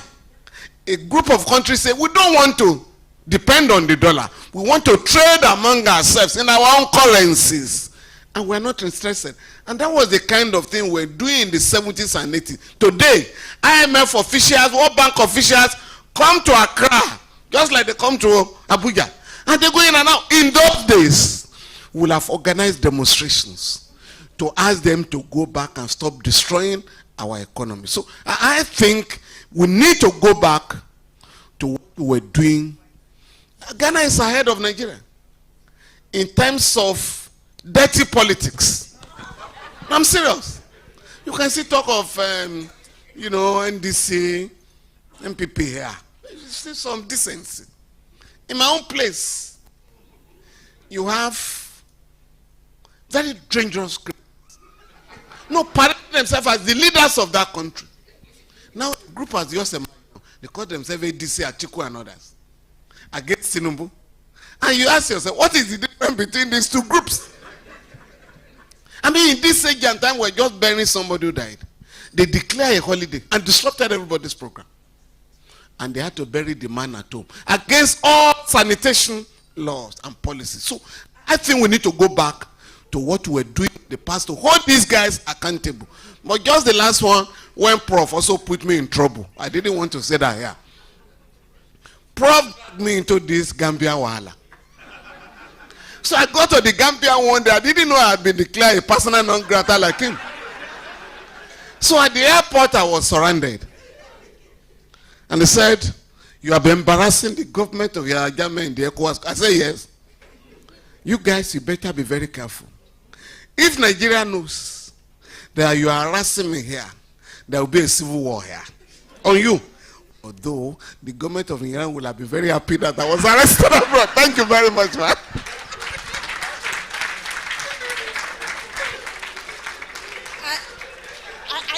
I can't top this. I can't top this. But as I was listening particularly to the interventions on the floor and to you, I was minded of the fundamental role that the media has to play. Okay? Kwame has spent his life, media freedoms, we have a proliferation of media. So you have to ask yourself, how come Ghanaians did not know much about the 44 Ghanaians that were killed in the Gambia? You know, when so our... One of them survived. He's alive, yes. Yes. How much air time did we give to these issues? When Noah was being mistreated in Adan Community Radio, where was the solidarity from the media? So I think that even though we have a lot of media these days, I mean, close to 600 radio stations on the air, you know, they are not playing the radical role that they ought to play to help us transform our societies. So the challenge for us today, or the challenge for the media, is to see how we can get the media to play their roles properly. We had media against LGBTQ people. So instead of the media, for example, defending marginalized groups, they were at the forefront of victimizing them. There's a lot we need to do to reform the media. Thank you very much. Thank you to the discussants. Thank you to the speaker.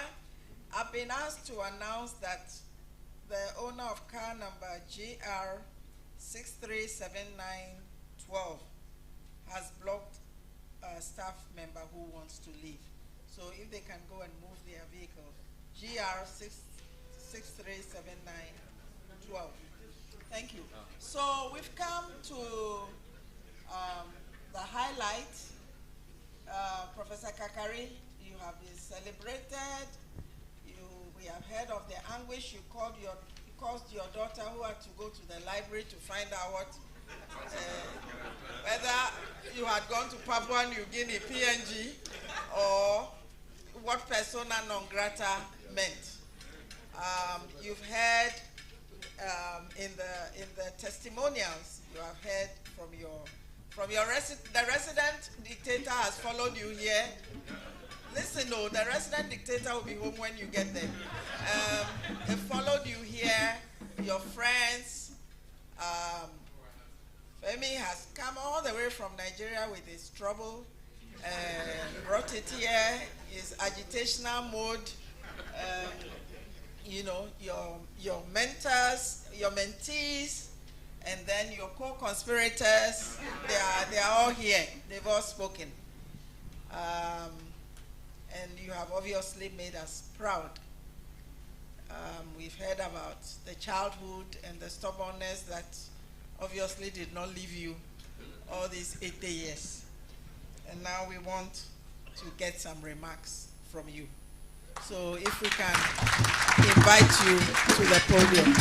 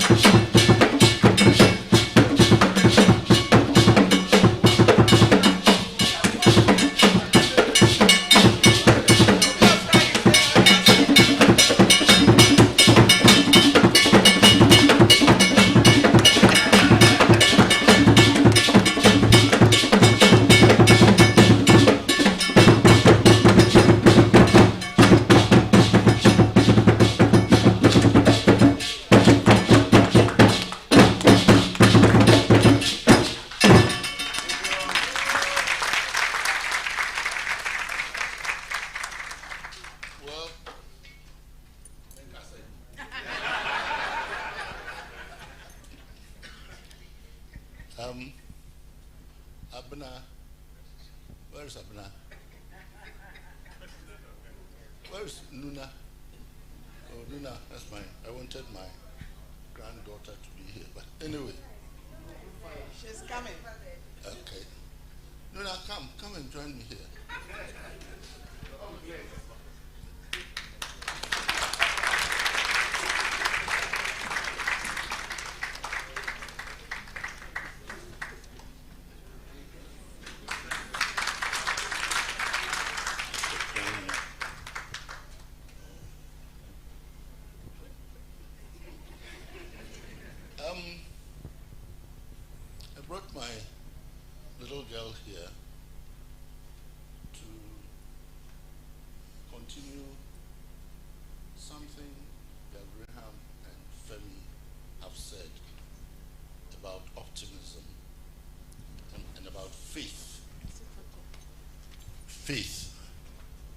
in the future.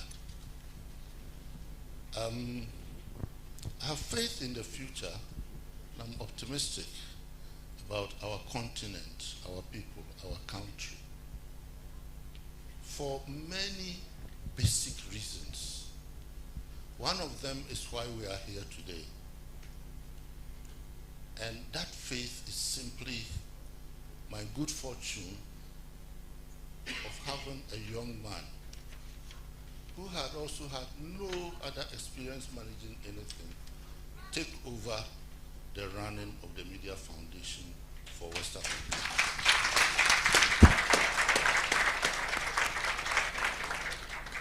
Where is Sule? He has disappeared. I hope he hasn't gone to put some more fire on the Boko crisis. He's from Boko. But anyway, so many people make me very happy today. Graham, we were arrested the same day. But not only our arrest, we sat down hours on end, working, thinking, planning to live our ideals of how we think society should move forward in our country. Techua Menu, for many, many years, the only woman in the leftist movement as such.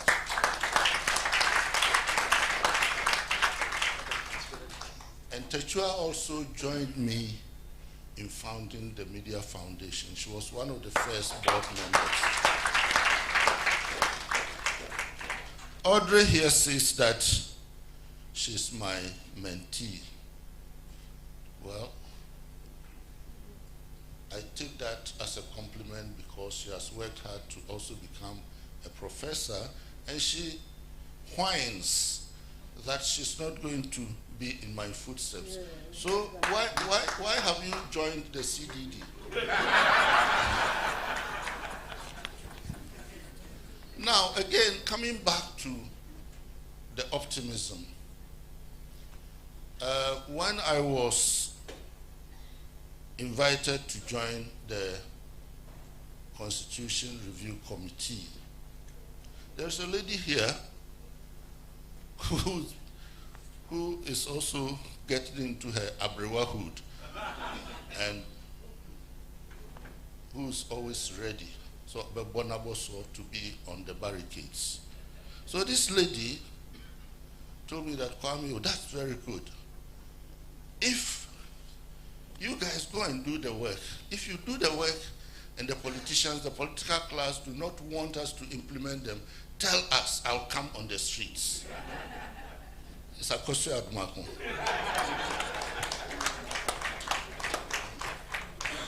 Professor Akosua Adumakun, former dean of the Institute of African Studies. I'm sure she must have got the bug also from Techua.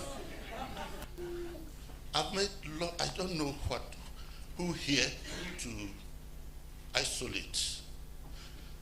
There's Professor Dele here, our eminent dermatologist around the continent.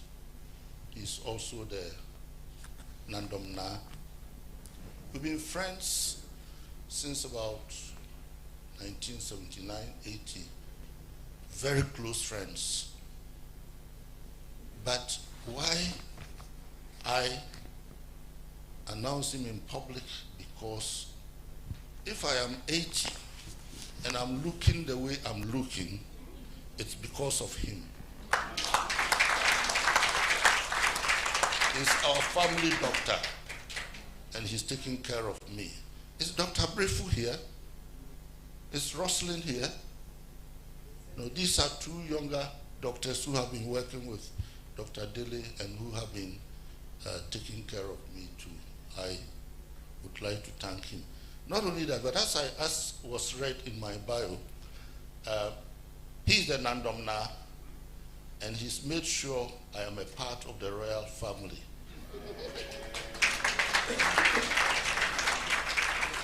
But because there are too many chieftaincy disputes in this country, I'm not going to use that opportunistically to try and claim any skin there, be assured. But I don't know. So many people, almost everybody here I know. I don't know what to say now. I really don't know what to say. Femi, in a way, is a rascal for governments. But to tell you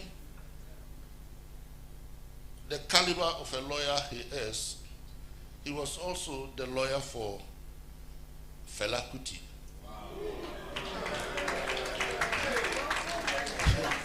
You see, right from law school, he was in Katakula, what do you call it? Kalakuta Shrine, yes. You know, defending Fela and so on. I think that today, this honor, last week, I think it was a Friday, the Afrobarometer honored my brother, my Achim Kotoku brother. We are Achim, but we don't belong to any mafia. We went to Professor Jimabodi's an honor done him by Afrobarometer on his retirement. And as I was sitting here, I was trying to measure my head. Why? He said something that the honor they were giving him was making his head swell. So I was sitting here trying to find out if my head was swelling. But I realized that it was the same shape. Now, unlike that picture, there's a picture here, you know, unlike that, today, you know, these little ones, they play on it here. They play on it here. Duamankwa here and Stella. Stella Rose, the Bugre's wife, and other women of detainees, Marian, Kwesi Pratt's wife, they formed an association of detainees' wives. And I think somebody warned them that, listen, this is a very subversive organization, so keep it quiet. Stay in the kitchen and cook for your husbands in prison. I don't know what to say. But this whole thing, this exaggeration of who I am, has been cooked by Akunu Dake, who is there. And there's another rascal here. This one, Anna Musarmu Biarishaw. You know, this man, and the thing about our friendships, our politics, is that it's also social. We all love music. We all love, and in those days I used to smoke a lot of cigarettes, but in fact, the first day I was put in the Koforidua prison cells, I stopped smoking. No, why did I stop smoking? No, I would get it because, see, soon as I got in there, the superintendent came to me. He was a graduate from the University of Ghana. He came to me. They had seized the packet of cigarette that was in my pocket when I was arrested. And so when I was sent to the prison from the BNI cells, they gave them the package of cigarettes. On the way, when the BNI people gave it to me, I tried to smoke one of them. And I had been in I think the BNI cells for about 4 weeks or 3 weeks or something. And the tobacco had gone stale. So when I tried to smoke it, it was awful. So when we entered the prison cell, the superintendent came and read me my rights and said that you can smoke. We know you are a smoker, but you will smoke 6 cigarettes a day. And anytime you want to smoke, call us and the prison guard will bring the matches, light it for you, and stay with you while you smoke. So you don't set fire. I said, what kind of a right is this? So I stopped smoking. But this long story about smoking and having fun, is because this Nana Amo here, Nana Amo Adadeboama, last week I came home and there were two gentlemen who had dismantled our gates and were fixing it again. I almost got angry. But again, my resident dictator said, no. You know what they are doing? They are putting an electronic gate there. And I said, how? I said, Nanamu. And you know why Nanamu did that?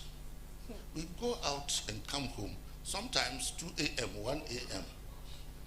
And then I call Nipa, my daughter. Usually she's a light sleeper, so I call her to come and open the gate. And Nana says that so that when we come, you don't disturb Nipa. And I said, Nana, I am 80 years old. I'm not going to follow you until late at night. But anyway, that's the kind of friends I have had. The kinds of people, it's not just political commitment. Nuna, you are tired. Okay, good. So I have these people, and what can I say? You know, what can I say? All of you, Nanama from America, from California, she's probably running away from ICE.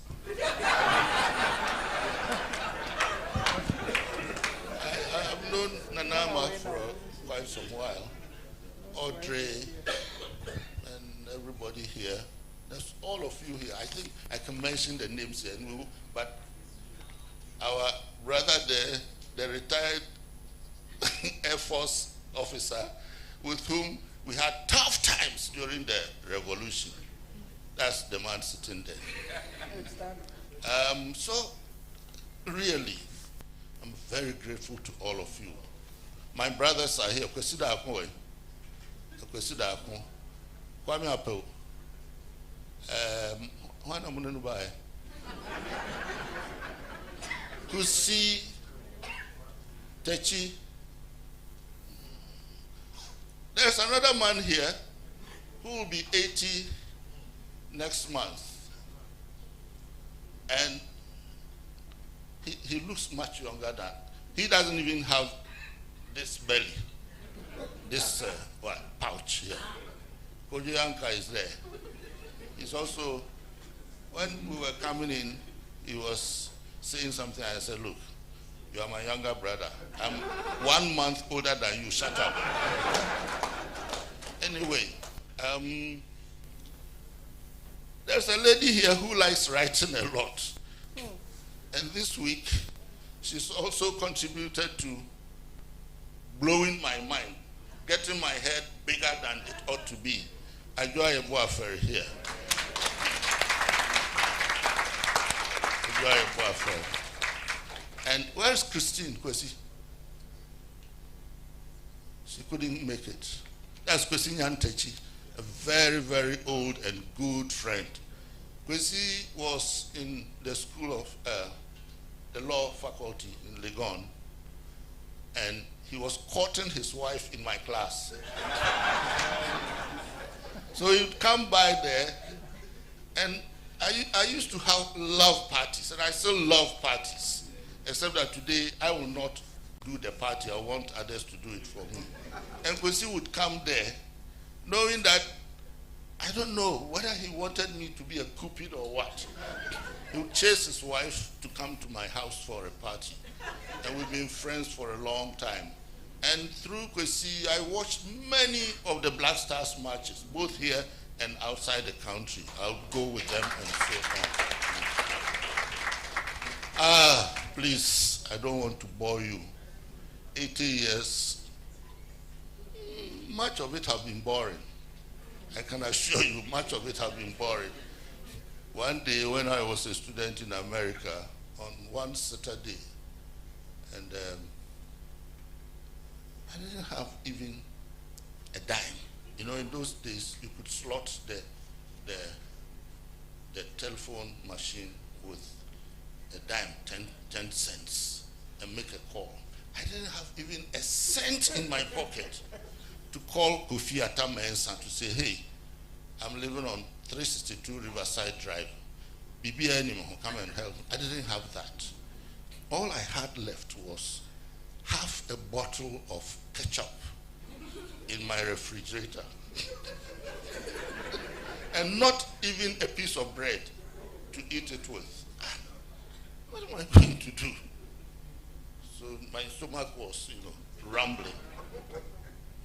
So I was on the 6th floor and I decided to walk down just to while away the time. And that house, the receptionist was a man from Afghanistan. So I'll go there and he said, Kwame, come. I said, oh, get away.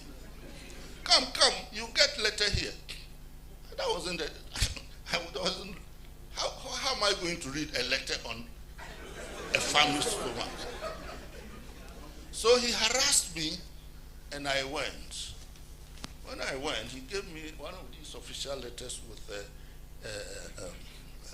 a cellophane, a transparent. What is this letter? It was from my college, City College. I had been working at the library. So I opened reluctantly, and here was a check of $175. Miracle on Wall Street. I said, what? God did.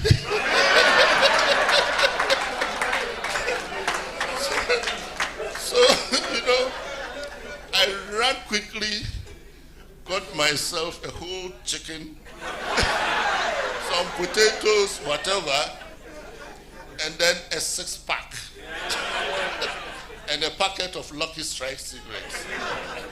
So, God did. Anyway, so please, I want to thank all of you. I want to thank my friends, Techua, Yao Graham, Audrey, Akunu Dake, Nana Amo here, Eduama Nkwa, everybody here. I want to thank you enormously. Femi, coming all the way, a dialogue from Ouagadougou, who is here in exile. He can't go back now. But we've known each other. He hosts me. That's why I said I have family everywhere on this continent. Azuma, thank you very much for coming. Everybody, Madam Rose Mensah-Kutin, come, thank you. Agi, thank you. Kwame, thank you. Everybody here, thank you very much. Some of my former students are here. One former student is a politician, and one time we had a meeting. I think we went to Dr. Baumia's office, this Constitution Committee, and this politician was there. I said, oh, Prof, you gave me a C in reporting. So I said, if I knew you were going to be a politician, I would have failed you.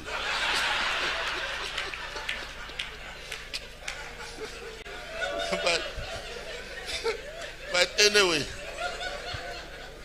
I have so many friends here. There's a woman who was very troublesome. A fellow crossing. And then another cantankerous Efua Sabia. They were all my students. Efua here, when my mother died at the age of 87, and when I was, I think, 60 or something, Efua, I was really morose, almost crying, in his classroom. Efua comes and annoys me. Now, where do we? Oh, mommy, now soon. Maybe mommy, we had made 2 years. What I told her, I can't say it here. I can't say it here. Those who speak Twi, they will understand what I told her. I say, Fauni, something. Okay. Madam Techua, Nuna will say the last thank you for all of us. As for Professor Kilakwasoya, He is a bosom, a shrine, a shrine for many, many, many things, not just for leftism in academia and so on, but a humane person, a very real human being, a gentleman, a very good friend, a wise man, and all of that. And Sheikh, Sheikh, I'm glad you came. I'm glad you came. Keep doing what you are doing. We love all of that. But make sure that the transition of the leadership of the Islamic community is managed wisely and peacefully. That's your assignment. Yeah. So, and Professor Pate here, Professor Umaru Pate, the Vice Chancellor who spoke here, thank you very much. Thank you very, very, very much. He's always been by my side. He's always communicating and always encouraging me and supporting me. Thank you very, very, very much. So I would like, there's nothing much to say, except to say that some people are asking, Yao Graham, why didn't you become a minister, a president, a this, a that? He gave a very fitting answer. I think in Ghana, we don't get angry enough. We should try sometimes to be angry. We like the soft way too much. We must strive. You see, there's a culture now about money. Money is good. I mean, there's nothing wrong with money, but if it becomes the God we worship, then we have a problem.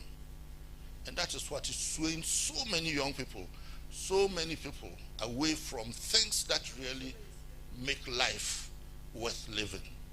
We need the money, but there must be more better values that money should be able to bring about. When the PNDC came to power, and some of us joined wanting revolution, there were people like Yao Graham who worked for 2 years without salary. Many people work like that, and so on and so on and so forth.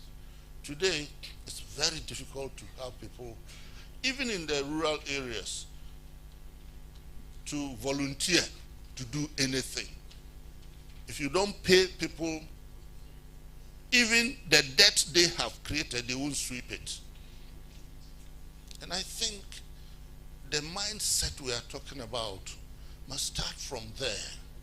What is the value in life for me? When I at the end of the day, I go to sleep, what makes me happy? When I was appointed to the Constitution Review Committee, an elderly man I respect very much, who comes from my village, called me and congratulated me. And I said, oh, Openi, you know that for some of us, our whole life has been national service. So when the politicians have finished eating the meat and have even sucked out the marrow from the bone, they give us the empty white bone. The man said, oh, Kwame, don't talk like that. Don't talk like that. When they were calling you people, did they call so and so? You mentioned about 3 wealthiest of names. Did they call those people with those kinds of money to come and work on the Constitution? You don't manage society with money. You manage society with wisdom. And that's why they called you. Thank you. Just my last point. Sule, please come here, please. And then Luna, say thank you. This young man, please applaud him for me.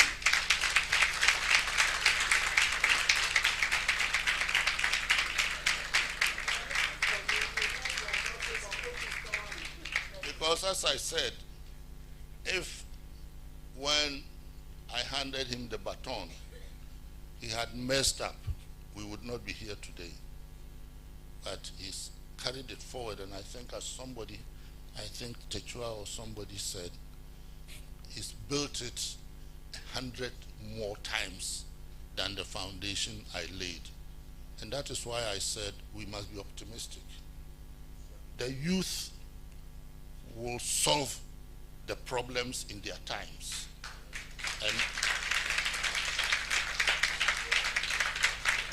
And he's done that not because he's getting a better salary than I was having, but because he believes in the whole thing and is moving it forward.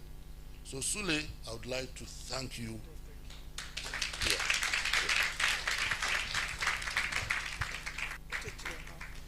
Everybody, I thank you very much for coming. Thank you.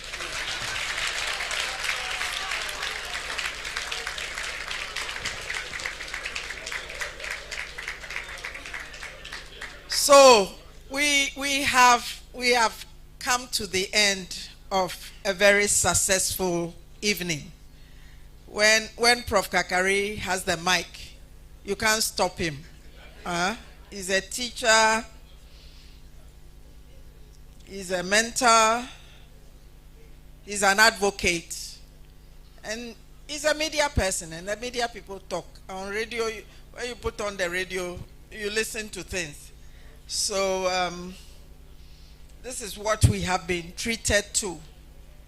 And in his biography, we learned that he spent time as a member of VOLU, what we used to call VOLU in those days, the Voluntary Work Camps Association of Ghana, which seems to have disappeared, but which was pivotal in forming young people, in imbuing a spirit of community, of service, of voluntarism. Not people who volunteer and then they expect to be paid, and they are angry when they are not paid.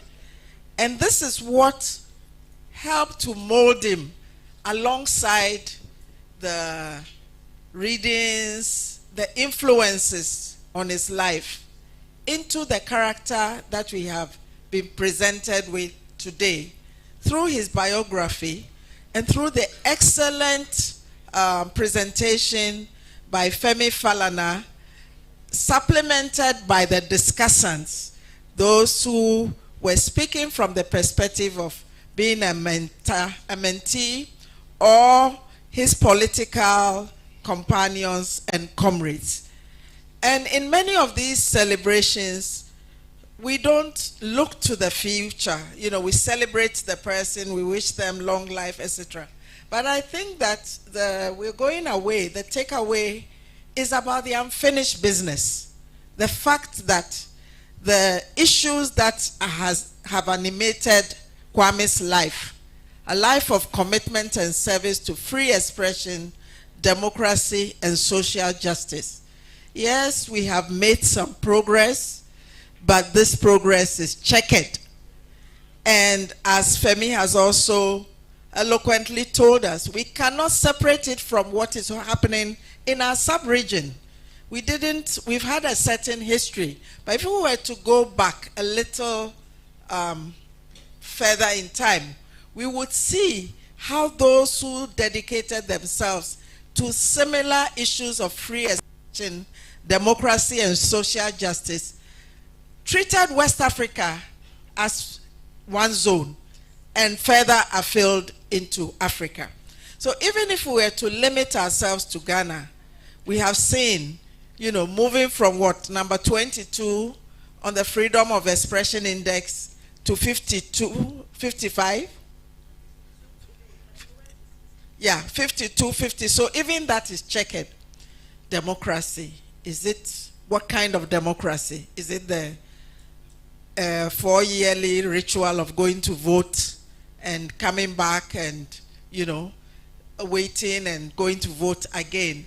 Or is this the substantive democracy that we're talking about? Or social justice, thinking about our country as a whole, using the least of us as our mark for progress, rather than looking at our personal circumstances. And indeed, I mean, part of this craze for wealth is that when people cannot see the salvation in the national sphere, they tend to concentrate on themselves and their families, as if, you know, creating an oasis for yourself absolves you from the common challenges: poor health care, poor roads, the quality of the air that we breathe. However much money you have, you can't do anything about it with your wealth. The quality of the water, all of those kinds of conditions that are common problems that need to be solved for all. And also not just thinking that we are caught between, you know, the lesser of two evils, but that there are alternatives, that the work that we do, what we have done in the past, what we continue to do, can give us optimism and also create imaginaries for a better future. That is why the optimism that is being expressed by the same people who are doing the analysis to show how little things have changed, you can ask yourself, how can they remain optimistic in those conditions? Because within our current conditions are also the seeds for our freedom and liberation.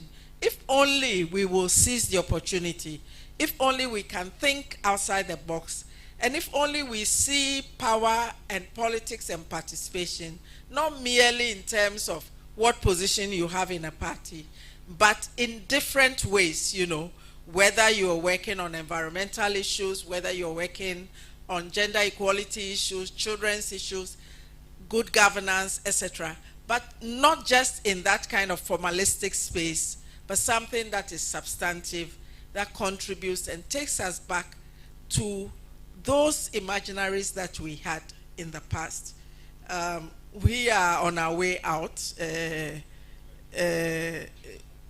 You know, Kwame Kakari talked about what?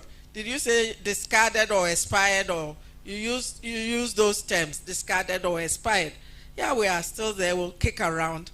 But if you look at the life expectancy, we've passed the baton long. We can inspire, we can encourage, but really it's the current youth and, you know, the society that we must make our way. We must make different ways, inspired by the life of courage, commitment, simplicity, and principle, the values that have guided him. So we are not just celebrating the past, we are also using it to look to the future and to say that the baton has been passed. Pick it up, run, share it. Thank you very much, Kwame. Thank you all for coming. And may we continue the friendships, the solidarity, the commitment to a better Ghana, to a better future, to a better Africa. Thank you very much and good night.